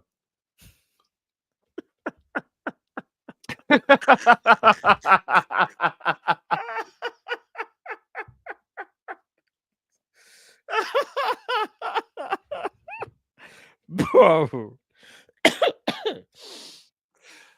Oh my days. Let me correct that. Sorry. They're fifth, level on points with Aston Villa, bro. They're moving mad right now. Bro, they've only lost 5 games. Nah, they are. But that Bournemouth away game, February the 1st, that's a very, very tough game for us. So, yeah, I think we might try and get the job done so that this Tottenham game isn't as strenuous. Yeah. So you think we're going to go pretty strong for the Spurs game because you're thinking the return leg? I think the away Spurs game will go strong. We'll rest players then for the FA Cup game. And then we'll probably put out like a semi-strong team for the second leg, depending on how the first leg went. We will go pretty strong. Actually, no. I think Slot trusts the squad. A bit like how we did in the other cup game with Southampton. He'll play, in my opinion, he'll play slightly stronger than that one. Slightly. So maybe 1 or 2 tweaks. Maybe. But you might have a point there, though. In terms of because of that Bournemouth game, maybe that does change things still. I can't lie. Yeah. Big up Jamie in the chat. I know Jamie's always going to say some wild shit, but... Yeah, I was going to say, I see Jay's chat still. I see Jay's chat. So that was that. People, let us know if you're watching afterwards as well how you feel about that situation in terms of the fixtures, how you think we'll go. Will we go strong for one leg, the other? How do you feel about that one? Right. A couple of people are saying they want us to touch on the Saka thing. That wasn't going to be something I was going to talk about at all. I don't want to be disrespectful in any way, shape, or form to a player. Yeah, now do I. Or he's injured. But people have been asking constantly throughout the show. So let's just touch on it for 2 seconds. Yeah. Massive blow for Arsenal if the rumours are to be true that he's going to be out till minimum February. Yeah. Big up brother Jamie in the chat. Obviously, me and Jamie went through the fixtures for Arsenal in January, and it is crazy how difficult their January is, bro. Let me just let you know, because you might not know how difficult their January is. Let me show you their January, bro. So, their January, right, is Brentford away. Because they'll beat Ipswich. There's no point talking about that. Brentford away, Brighton away. Then they've got Newcastle in the Cup. Then they've got Man United in the FA Cup. Then they've got Tottenham in the league. Then they've got Villa in the league. Then they've got the Champions League game that they can't sleep on too much because they're not fully qualified for the top 8 yet. Then they're away at Wolves, who might be completely rejuvenated with their new manager. Then, obviously, depending, we don't know if the Girona game is going to count, depending on what the Zagreb result will be for the Champions League. Then they've got Man City. Then they've got the second leg of the Newcastle game. Bro, if they're missing Saka for that whole run, bro, that is a crazy run of games without your best player. Because Saka for me is him and Odegaard. I think they're 3 best players or 3 key players, in my opinion. Saliba, Odegaard and Saka Odegaard are and Saka. unquestionably their two best players. Unquestionably their two, or I their don't two want- most yeah, but- important players. But their defender, Saliba and Gabriel is also very important. I will say that. Like how They it are, would but their be- defense ain't even been that great this season. It's been Saka that's been bailing them out. Let's be honest. No. Saka, from an offensive point of view, has been carrying them because even when Odegaard's come back in, Odegaard, I still think is a cold player, but hasn't obviously been in that great a form. And when Odegaard was out, it was Saka again. Actually, we've got Alex in the chat. Sorry to cut them out. We've got Alex in the chat. Alex, Okay. All banter aside, because this part here isn't banter. I will never ever take the piss out of a player being injured, and I don't think Matt would either. Like I don't laugh at people being injured or hurt or wish Never that. injuries No. on people. No matter who they play for. So this part is actually all banter. Like Alex, let us know, bro. What's the feeling like within the Arsenal fan base about this injury with this run? Because I'm not gonna lie, like I just said, Matt. This is almost the type of run that you would wish on them as a rival of like what would make it difficult for them. I'll read it again. Brentford away, Brighton away, Newcastle in the cup, Man United in the cup, Tottenham at home, Villa at home, Zagreb at home, Wolves away, Girona away, then Man City at home. Then finishing up that run, which was the earliest that Saka could be back, away to Newcastle in the semi-final. That is a great, but apart from Chelsea and Liverpool, you couldn't really fit harder teams into that run, if I'm being honest with you. Nah, facts. Arsenal, that is a crazy run without Saka. Yeah, no, they are going to definitely miss Saka. Like, as much as Arsenal want to say that they're having a great squad, you can't miss a player like Saka. Just like how we couldn't miss a player like Salah. Like, obviously, it's not about Saka being as good as Salah, he isn't. But it's about the importance to your club, innit? Saka's importance to Arsenal can't be understated, bro. He is he's the talisman, in my opinion. He's the talisman for them. They're gonna miss him, bro. I'll be real. That could really derail them, like really and truly, because who else gets the production? Because here's the thing, it's not even just about performance, it's production that Saka gives. Off the top of my head, Saka's got 10 assists. He's second only to Salah. Do you get what I'm saying? I don't know how many goals Saka's got this season. I want to say about 7 or 8, but I know he's their top goal scorer. I don't even have to look. I don't know he's their top goal scorer. He's their top goal scorer. Yeah. He's definitely their top goal scorer. Just quickly, bro, I just wanted to have a look at what they're up against. Not just Liverpool, but obviously Chelsea with the other team in the title race. So Chelsea seem to have what I would probably consider an easier run than Arsenal. So they're away at Crystal Palace. It is a London derby. I don't think they'll struggle in that one, but I think, I think Morecambe is an extremely easy cup game. Yeah. Bournemouth is a very difficult game, but they're at home for that one. They're at home, yeah.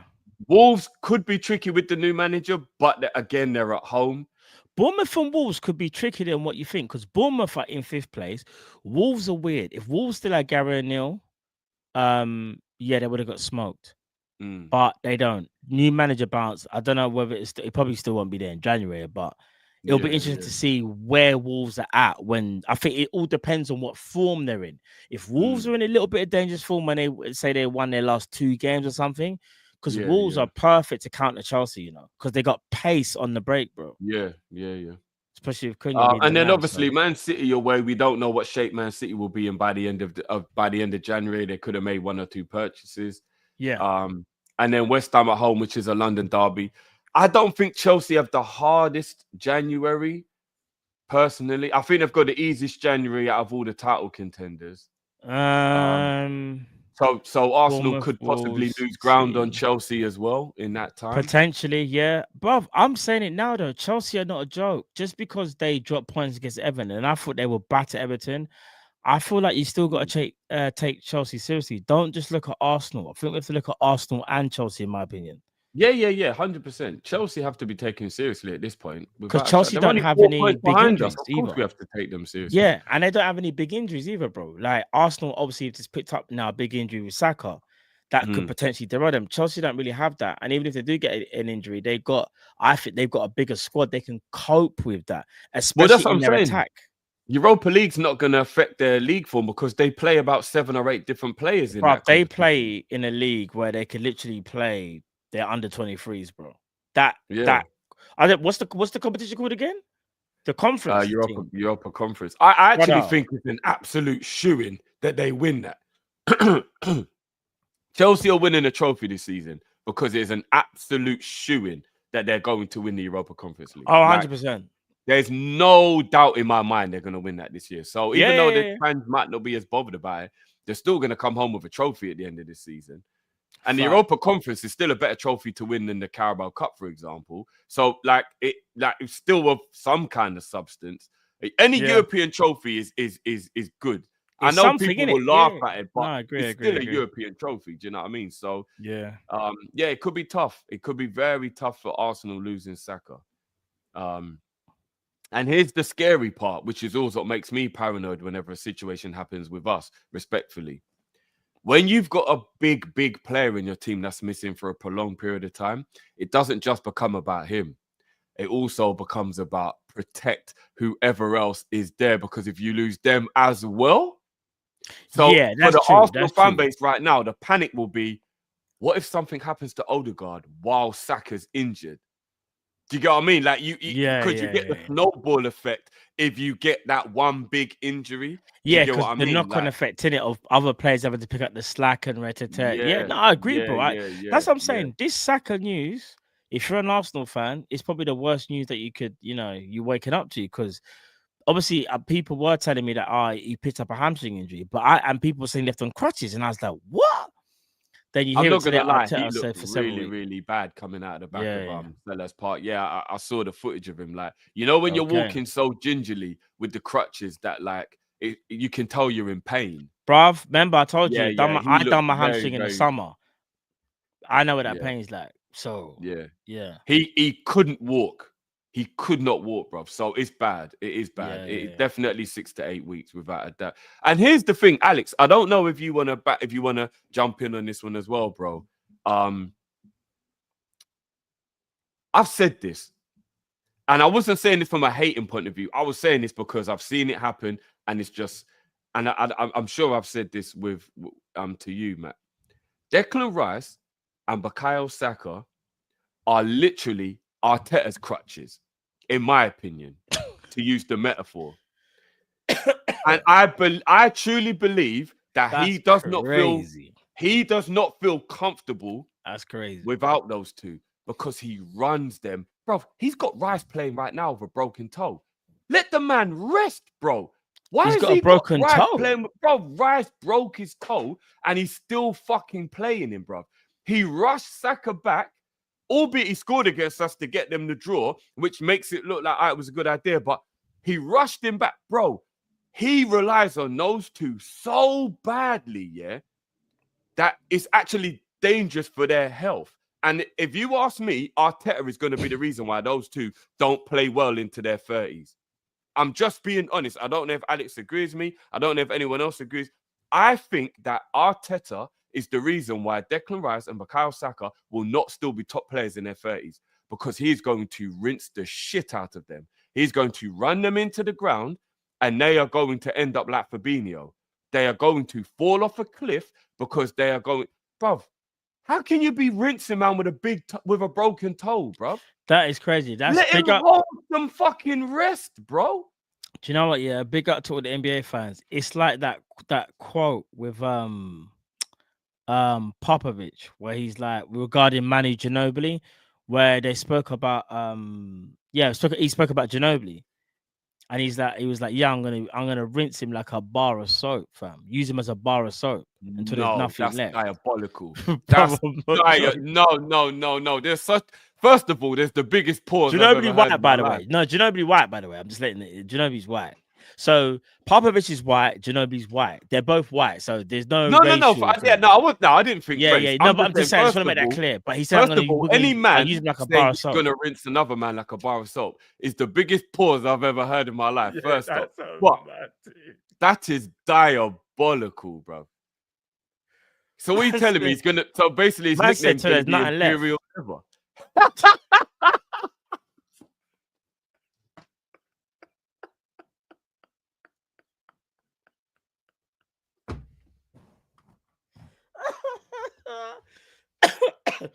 Man said to there's nothing left, you know. Hey, shout out everyone who knows about the Imperial level where you basically just got the label left. Yeah, the label, You know, fam.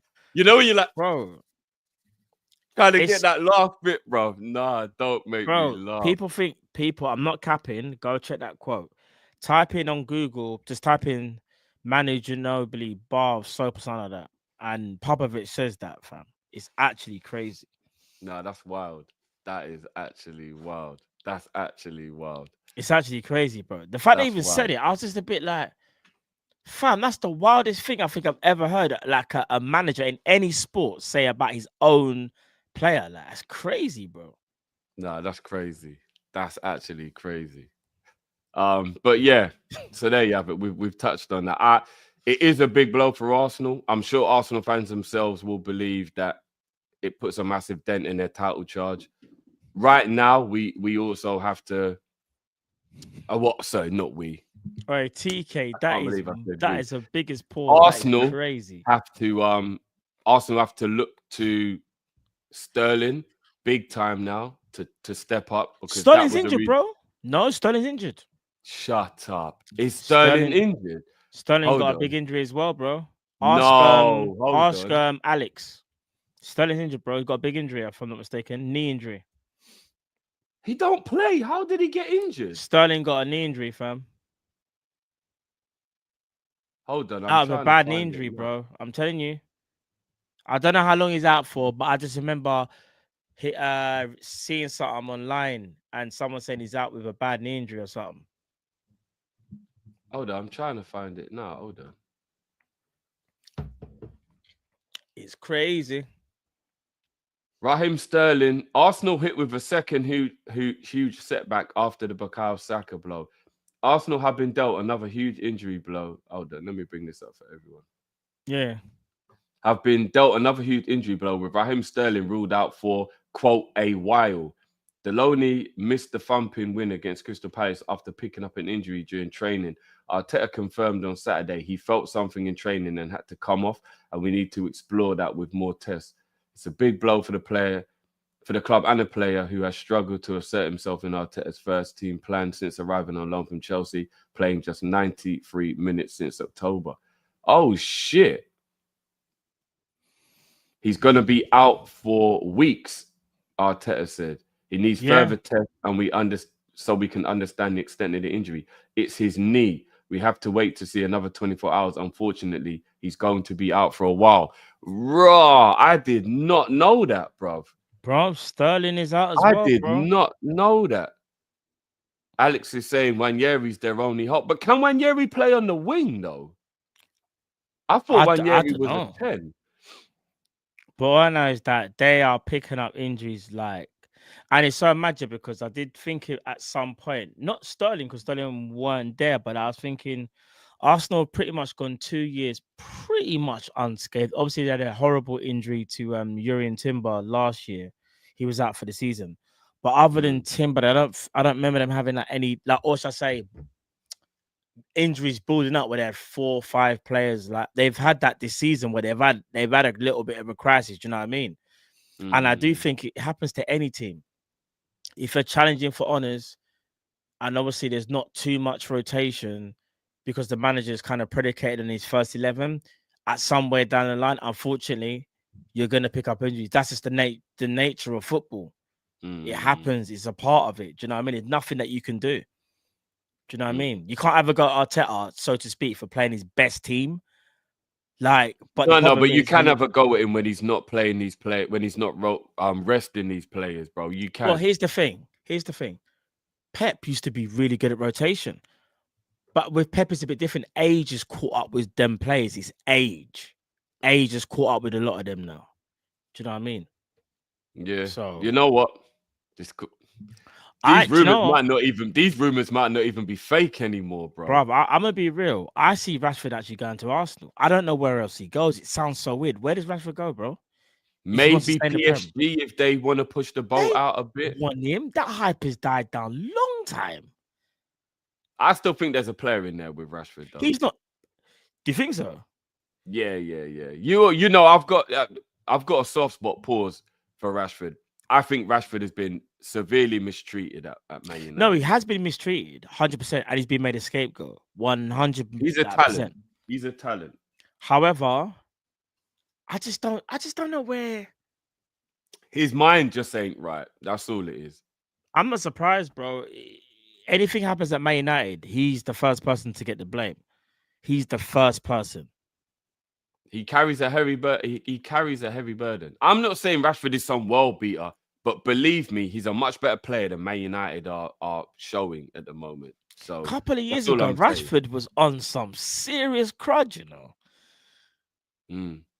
But I'm just saying, you don't do the things he's done if you're not good. Mentality is probably the issue with Rashford. It's not ability, it's mentality that's a problem with Rashford. I understand that, but listen, I don't even want to sound like I'm defending Rashford, but I'm gonna stick up for. I'll be real, actually. Look what happened with Jadon Sancho, fam. I've been done saying it for a minute. I think Sancho's a very, very good, talented player. Wrong club, rare tear. Look how he was made the scapegoat. Look at Sancho trying to, redo his career at Chelsea. Rashford needs to do the same thing. There's certain players that get targeted at Man United. I know Rashford hasn't covered himself in glory at times, but there are other players who get away with murder. How on earth is no one speaking about Luke Shaw? The last time we saw Luke Shaw in the Prem, there wasn't even a pandemic. That's crazy.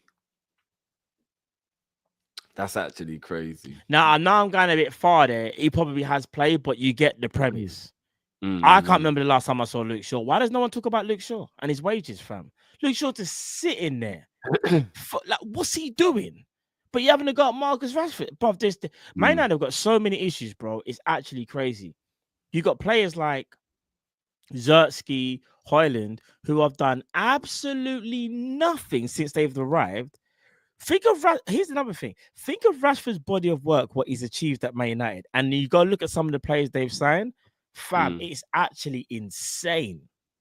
Yeah. No, it is. It's it insane, actually bro. is. It's.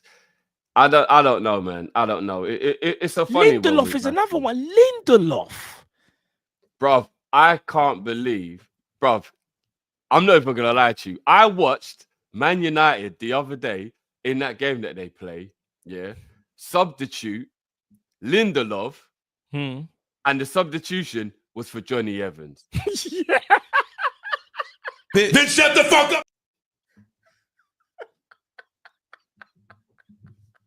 Then shut the fuck. Bro, do you know what's so crazy? Yeah, Johnny Evans is a name that I always think about in the Fergie era, bro. That's the Fergie era, bro. Johnny Evans was brought back to save the club. But you want to talk about Marcus Rashford? No, he did not. Shut up. If this is true. No, fam, they're cooked. Then shut the fuck up in 2024. You sound dumb. Bro. Do you know what? There's two things I don't understand. Here what I'm going to say, Drift. Yeah, there's two things I don't understand in 2024. Yeah, Johnny Evans playing for Man United, and Dominic Calvert-Lewin still the centre forward for Everton. It don't make no sense, bro. That is finished, crazy, bro. Dominic Calvert-Lewin played the other day against Chelsea. You in fact, you done a game with Jamie, yeah, bro. Tell me you didn't watch Dominic Calvert-Lewin the thing. How is this brother still in the Prem? And that sounds really harsh, but brother can't even move anymore. Yeah, it's mad. The man that had Ashley Young at right back. He's 39. But his name ain't Ashley Young, it's Ashley Old, remember? 39-year-old right back. Mad. It's mad. It's actually mad. These questions need to be answered. I don't understand some of them. It's mad. It is mad. I'm not even gonna lie. It's crazy. But look, we'll see. We'll see. Johnny Evans, you know. Right, I got one more topic I want to talk about. LFC Network says happy birthday to Cal's daughter Alonso. Drop the beat. Yes. Big up, little one. Hey, big up Which Alonso, man. is the Happy reason birthday, why Alonso. Cal isn't with us tonight as Yeah, well. you done So that. let's get a little party going for little one. Here we go.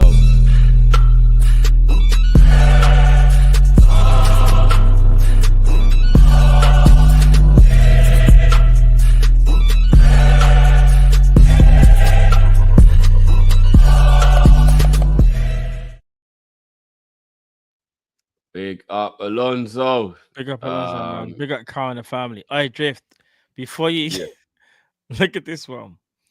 Big up Keith. I've heard Arsenal looking to bring back Christopher Ray, you know. Bro, do you remember Christopher Ray? Yeah, I do. Yeah. Remember back in them day there? I think that was the Ali Adier, them boy there. Back in that era. Days, Ali Adier. Remember that? Remember? Yeah, Yeah, bro. he actually scored some goals passes. I can't even lie. 2.0 says, are you both worried about Salah playing too many minutes? Yeah, to a degree. I do get worried about Salah playing too many minutes. Hopefully Slot looks at that though at some point in the season where he's like, do you know what? There's certain games I'm not going to start you. It might. Do you know what I'm going to say, Drift, quickly? If Salah signs the contract, I think you're going to see Slot be a little bit more ruthless with Salah. Well, I don't even think he'll be saving himself from himself. Well, really, when I say ruthless, I just mean saving Salah from, like what you just said, innit? This is why we need to hope in the second half of the season Chiesa can get some fitness, because it'll be completely cool to rest Salah. Bro, can I say something? I don't want to say it, but I'm going to say it.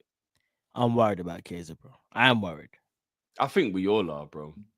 No, I'm not giving up faith or hope, but we are all worried. We're all worried a little bit. I know you spoke about there were other options, and that is true, that are in better shape, so to speak. Because we're obviously on the bench for the Tottenham game. Yeah, Tottenham game with the players there. But I looked at it and thought, but you're Chiesa. Like you. No, but he's being careful with him. But he's been at the club since the summer. No, but he's clearly, obviously got some kind of fitness issue, so he's being careful with him, bro. But what you said was right. That fitness issue, I think. Do you know what people were saying in the chat? I don't know whether they were trying to gas me, but they were saying there's reports going out that during training he had to come out of training to take breaks. What, since then, or you mean just I don't know, but during this whole kerfuffle, whatever, however many months, he must have some kind of health thing or something. They were saying there are reports going out that he has to take breaks his whole life. Anyone in the chat, can you back that up? Was some of you lot saying that? Yeah, break. Some people were sending in the chat. Who is he? Biggie Smalls, bruv. Remember when Biggie used to have to take breaks between freestyles, bruv? What the fuck? What the fuck? What am I hearing, bruv?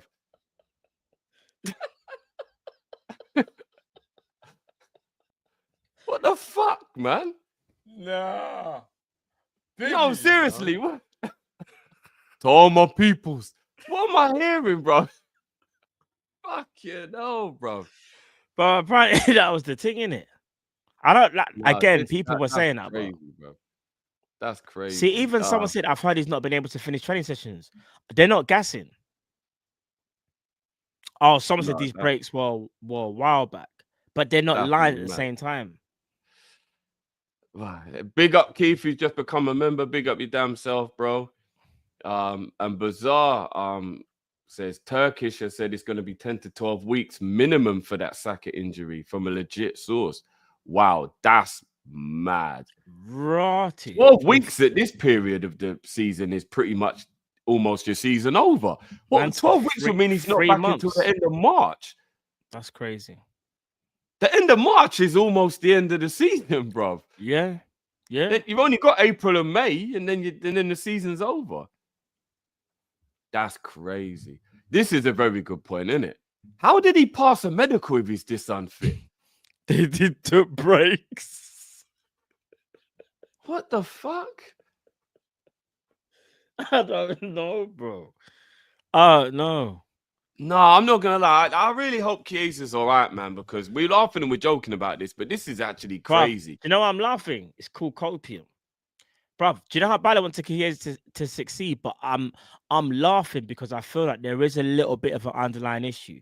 Now, can these things be resolved? Yes, they can be. Is it anything serious? I don't think it is. But we can't sit here and act like it's normal if you sign any player, no preseason or preseason drift. There's players in the Premier League that probably haven't had a preseason and they're ready. They've probably been ready since October, September.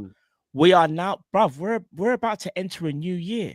Chiesa hasn't even played 90 minutes. We can't act like this normal. I know some people are saying you have to be careful with him. Of course, no one's not saying that. But bruv, can we just keep it 100 for a second? I want people to stay on track. Liverpool have signed an Italian international in the summer, but he hasn't played 90 minutes. Do you think that is normal? That's all. And we're also talking about a player who played 33 league games last season. So I don't understand how we can be so unfit. Bruv, he's gone from what I've heard, and again, people, I mean, I've heard that. I remember there was a time when people said he wasn't in the squad, but unknown reason. I heard because he was struggling with training. And now people are saying the breaks and stuff. Like, no one told me in detail, but someone basically just said, like, he's not doing very well at the moment, like acclimatizing wear to tear, but he'll get there. But do you know how long ago? But that was back in September, October. I don't know.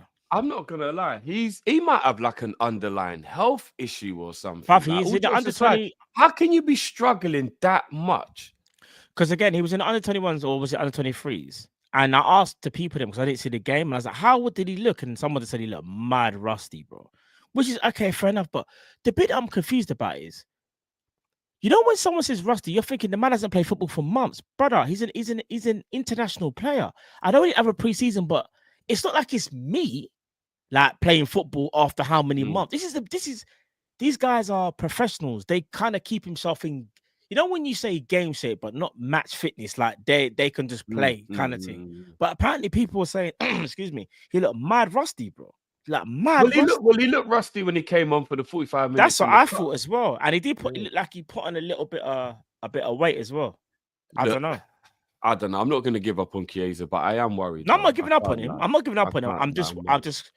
I don't want to sit here and lie to the people and act like, oh yeah, it's a minor. No, I'm a little bit concerned. Yeah, my concerns will only go away once he plays 90 minutes and he can play consecutive games without there being another issue.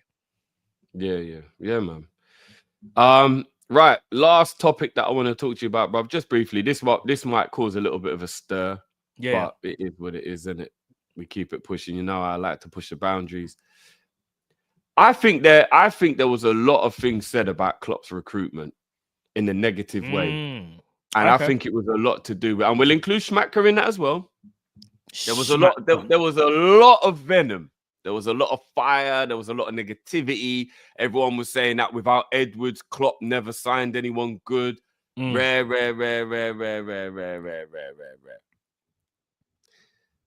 I just want to say, and I want to ask you, if you include Luis Diaz, if you include Cody Gakpo, in this scenario, you then look at this recruitment that we did last year. Yes, we fell away last season, but we won't talk about the if, buts, and the whys. But this was who we bought last year as well. All Klopp signings: Szoboszlai, McAllister, Gravenberch, and Endo. All for extremely reasonable prices as well, apart from obviously Szoboszlai, which was a buyout clause. But all extremely reasonable prices as well. Yeah.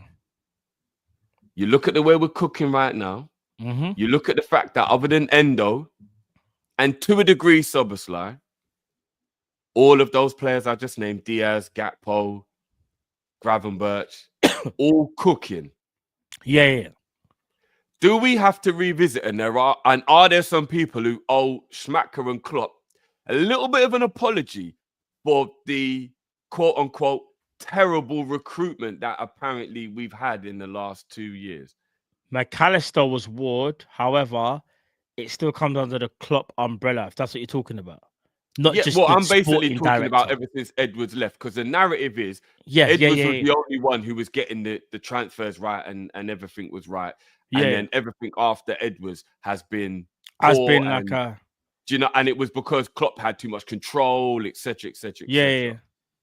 So I just want, and I'm not even saying what I'm saying is right. I'm just saying I think there's a conversation maybe that needs to be had, because a lot of people were really, really slating the recruitment that's been done in that time.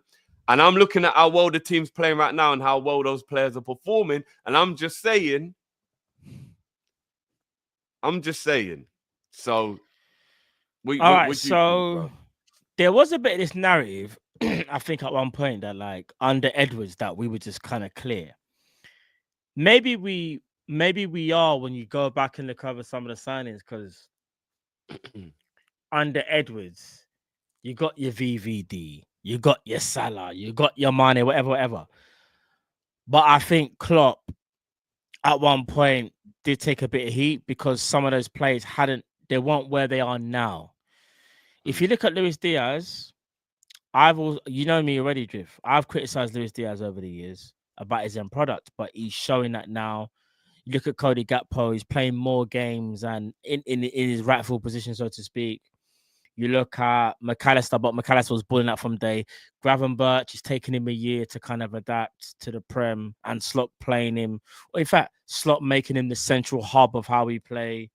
Endo, for me, hit the ground running, so to speak. But there was this narrative, I do think, that was a bit unfair to Klopp to say, like, when we had Julian Ward, then it was Smatka. Some of these players, Soboslai, for example. So Soboslai took a lot of heat, and maybe rightly so. So there was that kind of like narrative running that, Klopp without Edwards can't work.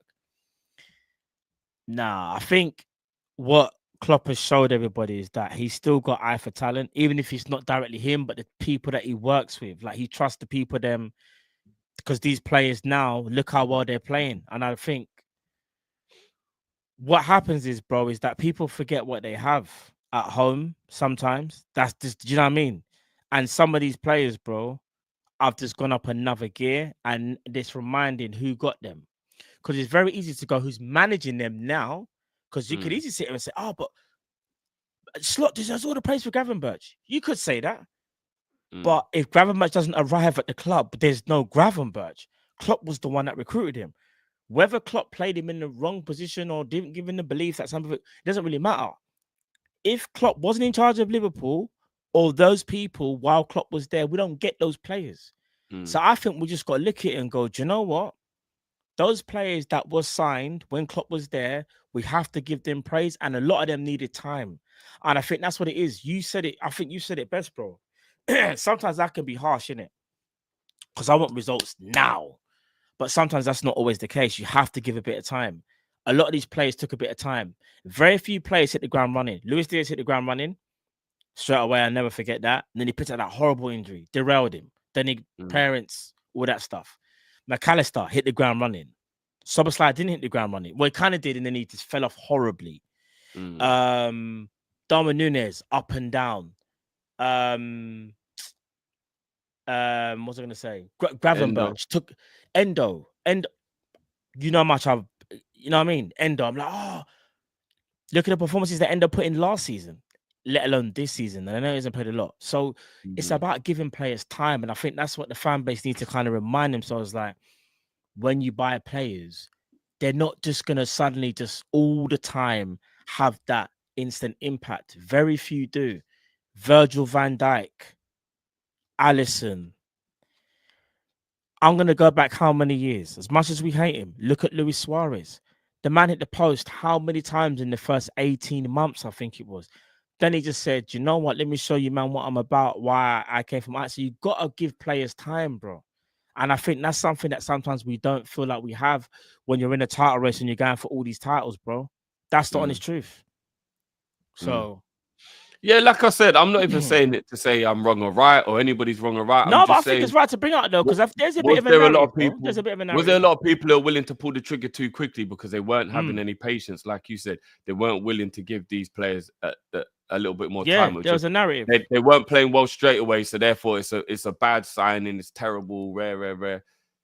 I don't know, man. I don't know. And here's the thing you got to think about as well. In Klopp's mind, was he maybe doing recruitment thinking about the future as well? Was he thinking about who will be next and what? It wasn't just necessarily about right here, right now when he was making those signings. He listen, the club always go for a certain age. Klopp ain't stupid. Klopp kind of knew, even if he didn't know he was going, he knew deep down within the next 2 years of him signing them players, he will be gone. He was setting us up, bro. Remember, he spoke about Liverpool 2.0. Do you know one thing he also said? He goes, I want you guys to remember me. He also said, the team that I leave you with. He goes, I've set you up. Bro, Klopp has teed us up differently, bro. As much as I rate Arnie Slot and Slot deserves all the praise, let's not forget the foundations that he's had to work with. Some managers are not that lucky. Look at Amorim. I actually think Amorim is a good manager. Do I think Amorim is as good as maybe Slot? I don't know. But all I'm saying is if you put Amorim at Liverpool, who's to say Amorim doesn't do a good job as well? But you got to look at the foundations he was left with, bro. He was left with absolute trash. What's Amorim actually supposed to work with there? Do you hear the look at the difference? Klopp left off, bruv. Klopp left us with diamonds, bro. It's very rare that a manager gets left with diamonds. We need to factor that in. What Klopp done for Liverpool up, bro. I definitely believe Gravenberch as a prime example.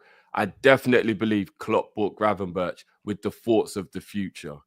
I don't think he bought him thinking I'm going to use him right now. I think he bought him thinking this is a gem, and once he's at Liverpool, we'll figure it out. Yeah, but bruv, Klopp might not have a plan for you necessarily straight away because he's probably thinking, no, but you're too good of a player. We're going to figure out like how we're going to get the best out of you. And it took time. Do you know what I'm saying? It took time with Gravenberch. I remember Gravenberch picked up injuries as well last season. Not even just about him being... Gravenberch picked up an injury as well and a couple of niggles. So... And he was coming off the back of playing very little football the year before as well. Exactly. So my point in case is this year, you need to give players time. And not only that, bro. Klopp set us up, bro. I'll be real. Teed us up nicely, fam. I can't lie to you. He could have left. He did, 100%. He could have left. Do you know when Klopp could have left? Before we done the midfield recruitment. He could have left when we still had Fabinho Henderson. Was like, man, I've done enough for you lot. I got you lot everything you needed, but someone else can sort all this stuff out. I'm done now. And it would have been Slot walking in, and Slot would have maybe had those same plays potentially. I don't know. So we wouldn't have had these four midfielders that stepped in the building. Who knows? Maybe Henderson and Fabinho are still there, for example. I don't know. I'm just giving you an example. And then he's got to change all that stuff around. It could have been a lot, bro. Yeah. Big up. Listen, Jurgen Klopp is a legend. Don't listen. I think everyone in the chat knows he's a legend. Without Jurgen Klopp, we're not where we are now. He laid foundation, bro. No, it's facts. It's fact. So yeah, that's just a little something I wanted to touch on because I do think there was a lot of heat that was put on the recruitment. And you look at how good our team is now, and you just can't help but think to yourself, well, how bad can the recruitment have been when we've got such a good team now? All right, so I want to address something quickly. I'm not even going to say the person's name because I know what you're trying to say because I thought the same thing. So someone basically said, yeah, but about the contracts. And I hear it. Here's what I'm going to say. Regarding the contract situation, I know Klopp had the power to kind of sort stuff out. But me personally, I do feel like once he said he's leaving, I think it's going to be hard to convince those three players their futures. Now, this is why I feel like the club should have stepped in because this ain't on Klopp now. Klopp can only do so much. He's now thinking about his own future. Come on, Klopp's been doing the most since he was at Liverpool. And I understand we had that expectation of he would get that sorted. That is very, very true. Maybe he might have let that slip. But we're acting like Klopp does the contracts. No, he's involved in it, but he don't sign things off. Obviously, he'll speak to the players, but that's for sporting directors, even the hierarchy. Bro, even Mike Gordon. Let's not act like Mike Gordon wasn't a part of the guy that actually literally got Van Dijk to Liverpool. When it all fell through, Mike Gordon had to step in and take charge of that whole thing. FSG, for me, allowed the contracts to run down. Yes, you could say Klopp had a part to play, but I don't think it's a big part. Because when a man says, I'm out, yeah, like Billy Hogan, sorry. When a man says, I'm out, yeah, Klopp don't strike me as the guy that's going to be like, well, I'm out. I don't care about you, man. He's going to speak to them. He's probably going to be like, listen, I'm going. How do you not feel about it? What do you guys want to do? But he can't force them. That's where the club steps in, bro. This is why I'm annoyed at the club. The club could have spoke to the players 2-3 years ago if they wanted to. Who's to say Klopp weren't trying to do that? So I understand what you're saying. And maybe you could say Klopp took his eye off the ball like a 10, 20% or whatever. Fine. Because he's focusing about his own future. But the club have to sort that. Want to know why? Because as great as Jurgen Klopp is, and he's a legend, and he always will be, things still keep ticking over. And that's where the structure should have carried that on, but it didn't drift. It let us down. And now they've had to rebuild that structure. And this is where we're at. Do you know what I mean? I don't think we should be putting blame on Klopp like that, personally. Not me anyway. No, I agree with you. You can say man took his eye off the ball a little bit, like, but not to the point where I'm looking at him and going, nah, Klopp, man, your fault why these contracts ain't done, man. Can't do that, fam. In my opinion, anyway. And it's very, very difficult for people to. I agree the club messed up by not getting them to sign the contracts prior to Klopp announcing it was the hierarchy. No, they're not stupid, you know. But how can you get players like I think we have lost sight of the fact that in the last 12 months it would have been extremely difficult to convince a player to sign a contract when they had no idea who the manager was going to be or how well would play under the new manager or anything like that. So you're right. And we've all been in the workplace when a new manager starts. It can literally destroy what was great about where you were. Yeah. Like it literally can. Like I've had jobs where the manager change has been so dramatic, bro, that I don't like my job anymore. Like I went from enjoying work and looking forward to going into work to now I want to leave the company. I've been there, bro. Because of how different a manager change can change the whole dynamic to the point where you're like, I don't want to go work. Like you used to enjoy going work. Like your manager was blessed, rare tear, whatever. You know what I mean? You got that camaraderie with him, whatever. And now the next man come in, you're just like, nah, there's no vibe. Fact. The vibe in the workplace gone. Like, so it's not the same. It's real. It's real. So yeah, that was the last topic, man. That was a good discussion. If you're watching this afterwards as well, let us know what you think. Everyone in the chat has been giving their opinion, which is quite a balanced opinion in the chat at the moment. Jamrock on this topic has said Edge was left in the summer 2022, to be clear. But we've still done a lot of recruitment since then, bro. So I still think that there's a lot of players that was judged to have been crap signings from Klopp. 2.0 says Drift has pure faith, respect. Grav has arrived. Big up yourself, 2.1. Yeah, I try to always just be as balanced as I can. Of course, I lose my head from time to time. Everybody does. This is football, but I do try my hardest to be as balanced and as fair and give people a chance as much as possible. Even for example, when I have Soberslay on Fraud Watch, I still said to you guys, I'm not giving up on him. I just said what I'm seeing, I can't take it. But it wasn't like I was like, I just said, look, what's he doing? Lo and behold, he's starting to perform again now. This is why I think the only person I've ever truly given up on, and I'm not even saying this to bigger, was Naby. I think he's the only one, bro. Days. No, I just think he's the only one where I just sat back and I went, nah, he's never ever gonna do anything. You gave up on Naby Keita. Then again, I'm not surprised. I'm not surprised. I did. I'm not surprised. You and Kyle gave up on him still. It got to the point where I was like, nah, he's just never gonna turn this around. He's never gonna turn this around. Wow. 2.0 also says DS seems more effective from the false 9 in terms of his GA. He kind of does, yeah. He kind of has done better down the middle in terms of his GA. So yeah, Naby gave up on himself on it. No, you know, a couple people have been asked. So let's just quickly touch on this because I don't want to go too far into it. The Usyk fight, though, how did you feel about it?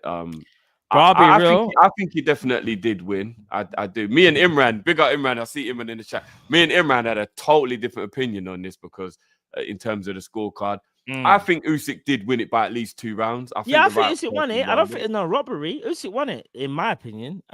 Fury done all right, but Usyk, again, you know when they say you have to be the champ, you got to beat the champ. He didn't do it, bro. Do you know what I mean? He didn't.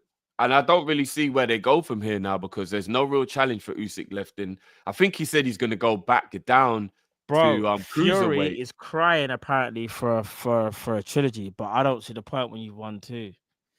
Like, I get the They are Wilder good one. fights, so I can understand why, but I don't know how you sell it though. Yeah, but Usyk won. Yeah, Usyk's won 2 of them. Like, And I can. if I'm being honest with you, bro, it's not fair to make because say somehow he won the third one. How's that fair when Usyk won the first 2? What's the need Yeah, for the third one? that's what I was gonna say. The difference between Fury and Wilder. Remember, one was a draw, innit? One was a draw. One was a draw. So yeah. you can cut. You get what I'm trying to say. You can sell And not that. only that, Wilder also in every fight knocked him down, Knocked him- meaning you could.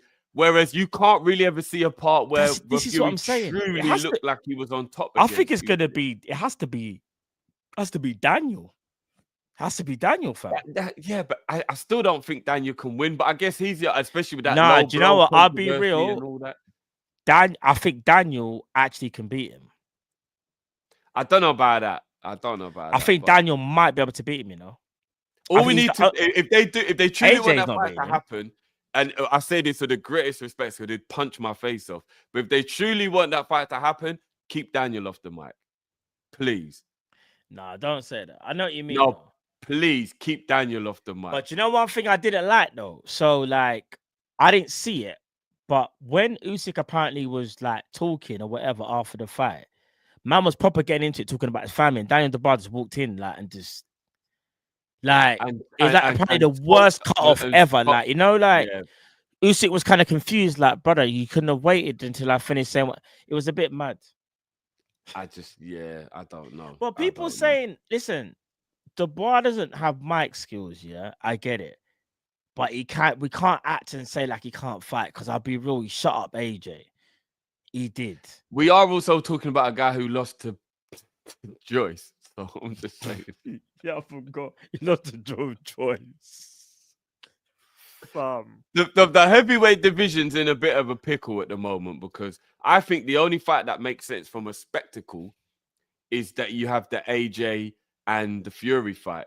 But we're getting the AJ Fury fight at the stage of their careers where we've got the Pacquiao and Mayweather, or when we got the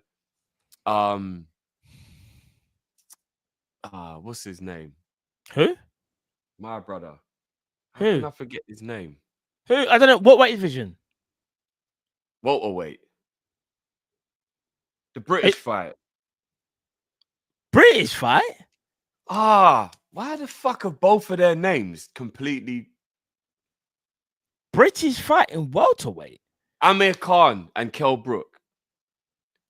Oh, Like, do you remember if Khan and Brook had fought in their prime, if Mayweather and Pacquiao fought in their prime, we would have got absolute belters. But we got them at the end of their careers when it wasn't really that big of a deal anymore. I kind of think AJ and Fury's going to feel like that now. Like, we were supposed to get that fight 5 years ago. Exactly. Now they're both washed up fighters who've lost numerous times. Like, do you get what I mean? Like, do we really care anymore about that fight? I don't know. But I feel like that's the only fight in the heavyweight division now that makes any real sense. Like, I think Usyk should ride off into the sunset now. He's 36, 37. He's won undisputed in two divisions. What's the point? What's left? You don't need to prove anything anymore. Bro, them type of fights, they're kind of done now. The thing is, that AJ Fury will just be them making money, but there'll be no significance to it. That's None the thing whatsoever. Whereas at one point they both had titles, and now they both got nothing. That fight, but I don't even believe you need titles to have the fight, bro. Because I think you can have an absolutely brilliant fight without titles, but it can't be when you're both old and you've lost numerous times now. And do you get what I mean? Like you said about 4 years ago, that fight should have happened, bro. That man were ducking for time, and look what's happened. Do you know what I mean? So, yeah, it is what it is with that man there. I don't know. You know what, Salim? Beterbiev versus Usyk could be a big fight. I think Beterbiev loses to Bivol in the rematch, though. Shout out my boy Bivol. Bivol was fucking robbed in that first fight. Bro, anyway. Bivol, I feel like he was as well. I want Bivol to win straight. But look, I don't know, man. I don't know. It depends. It depends. I think the heavyweight division might be in a little bit of a pickle right now, though. But we'll see. But yeah, I got a couple supers actually before we go. A couple have come back in. The Red Indian says invite Klopp for the parade when we win the league? 110%. If we win the league, absolutely Klopp needs to be there. 100% Klopp needs to be there. Facts. Dale, big up Dale says, didn't even know it was Monday, lads. Gets like that. Do you know, when it gets to Christmas, all the days kind of blend in, you know, because it sounds weird. When it's Christmas Day and Boxing Day, I forget what day it is. It's just Christmas Day. No, that's Boxing very Day. true. That is that. It New kinda Year's blends is a in little now. bit like that as well. Yeah, Yeah, very true. facts. Very true. Big up, brother Gaz, as always. Hold on. These guys on the madness here.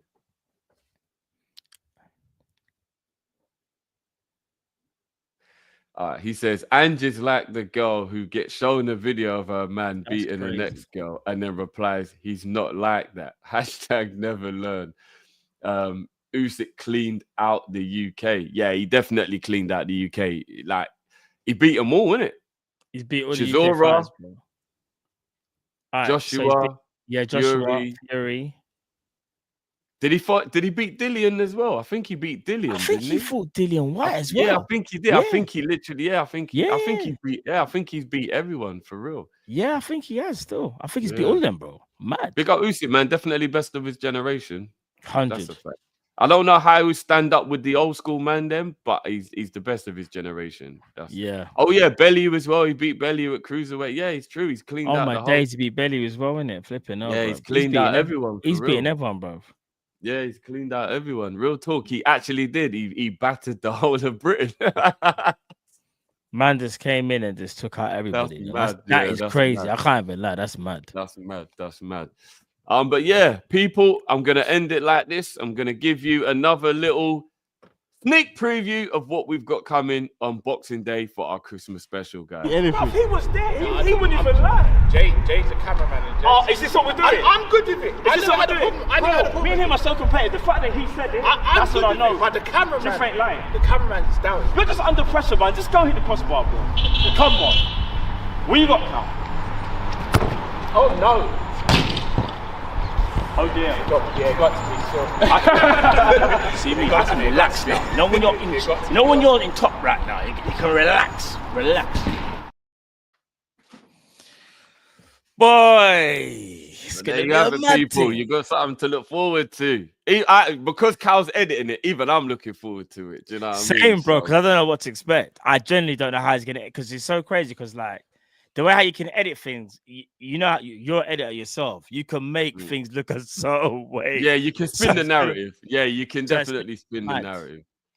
Yeah, you can. Like, But yeah, people, anything you want to say before we leave the people, bro? listen, I'm big not up gonna to the lie, people. comments, man. You lot are going ham on Matt, man. Come on, guys. What are they Easy, saying? boys. I don't know what they're Easy, saying. easy. Why? What did they say? Easy. I'm not gonna repeat it. It's rude. I'm gonna leave it, bro. I know it's What? only banter, but come on, guys, man. Why Come are on, people guys. doing that to me? Like, is this? All I'm gonna say is, all I'm gonna say is this, yeah. When you see the footage, talk to me. That's all I'm gonna say. Just talk to me. Just talk. That's all I'm gonna say. That's all I'm gonna say. But yeah, anything you want to say before we leave? If I've got the gut that you lot are talking about, I shouldn't be able to do anything. So we'll see. We'll see. Maybe I didn't do anything. So who knows? But we'll see.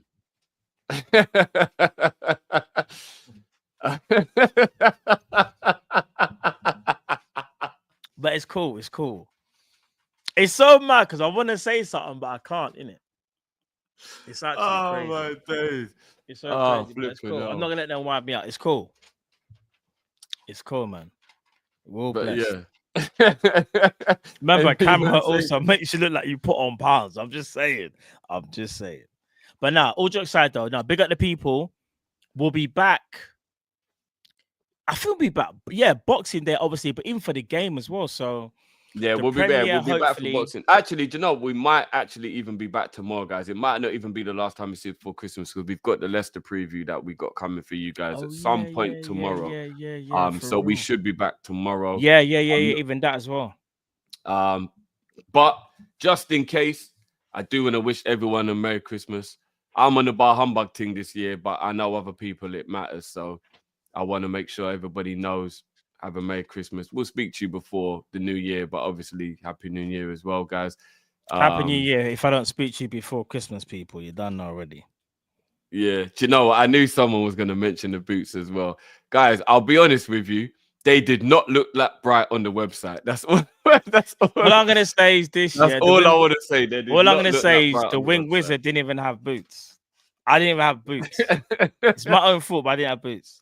I was using, what was I using? MX 97. You should not be using MX 97s when you kick ball. No, That's all I'm gonna say. You shouldn't. But yeah. Oh, the people them are crazy, you know. Oh my days. I'm gonna have to call Carol straight away and be like, Carol, you gotta drop, you gotta Big up John in the building. These men are talking mad. Let me show these man what. Anyways, it's cool, innit? It's cool. It's cool, chat. It's cool. You'll see. You'll see, innit? You'll see. Yeah. Do you know what? Vlad with a little shot here. Vlad says a baller can ball in any footwear. Come on. You know what time it is. You're mad. I mean, but yeah, no. Big up everyone. Hopefully we'll be back tomorrow. And the disrespect. You know what's so mad as well is see the top I was wearing. I've actually got the grey one. The grey with the green, I think, and the black. And that one is looser. That one there I wore is old and it is a bit small. I can't lie. I think I've watched it a few times. The fact that it hugs the stomach is crazy. And in that shot, it just looks worse than what it actually is.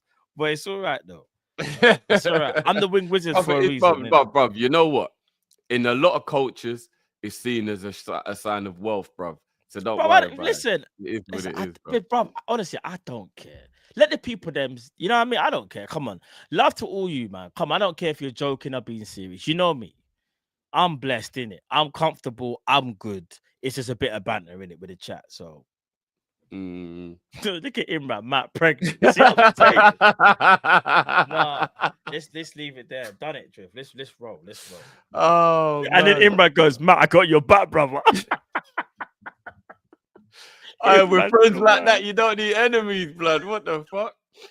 But no, big up everyone. Love as always. Make sure you smash that like button. Put your notification on so you know the next time we go live. We should be back tomorrow, guys, for that preview for the Leicester game at some point during the day. And until then, love and Merry Christmas, everyone. Merry Christmas, people. Man. Love to your people. See you very soon. Up, everyone. Trust me. We'll see you on the other side. Peace.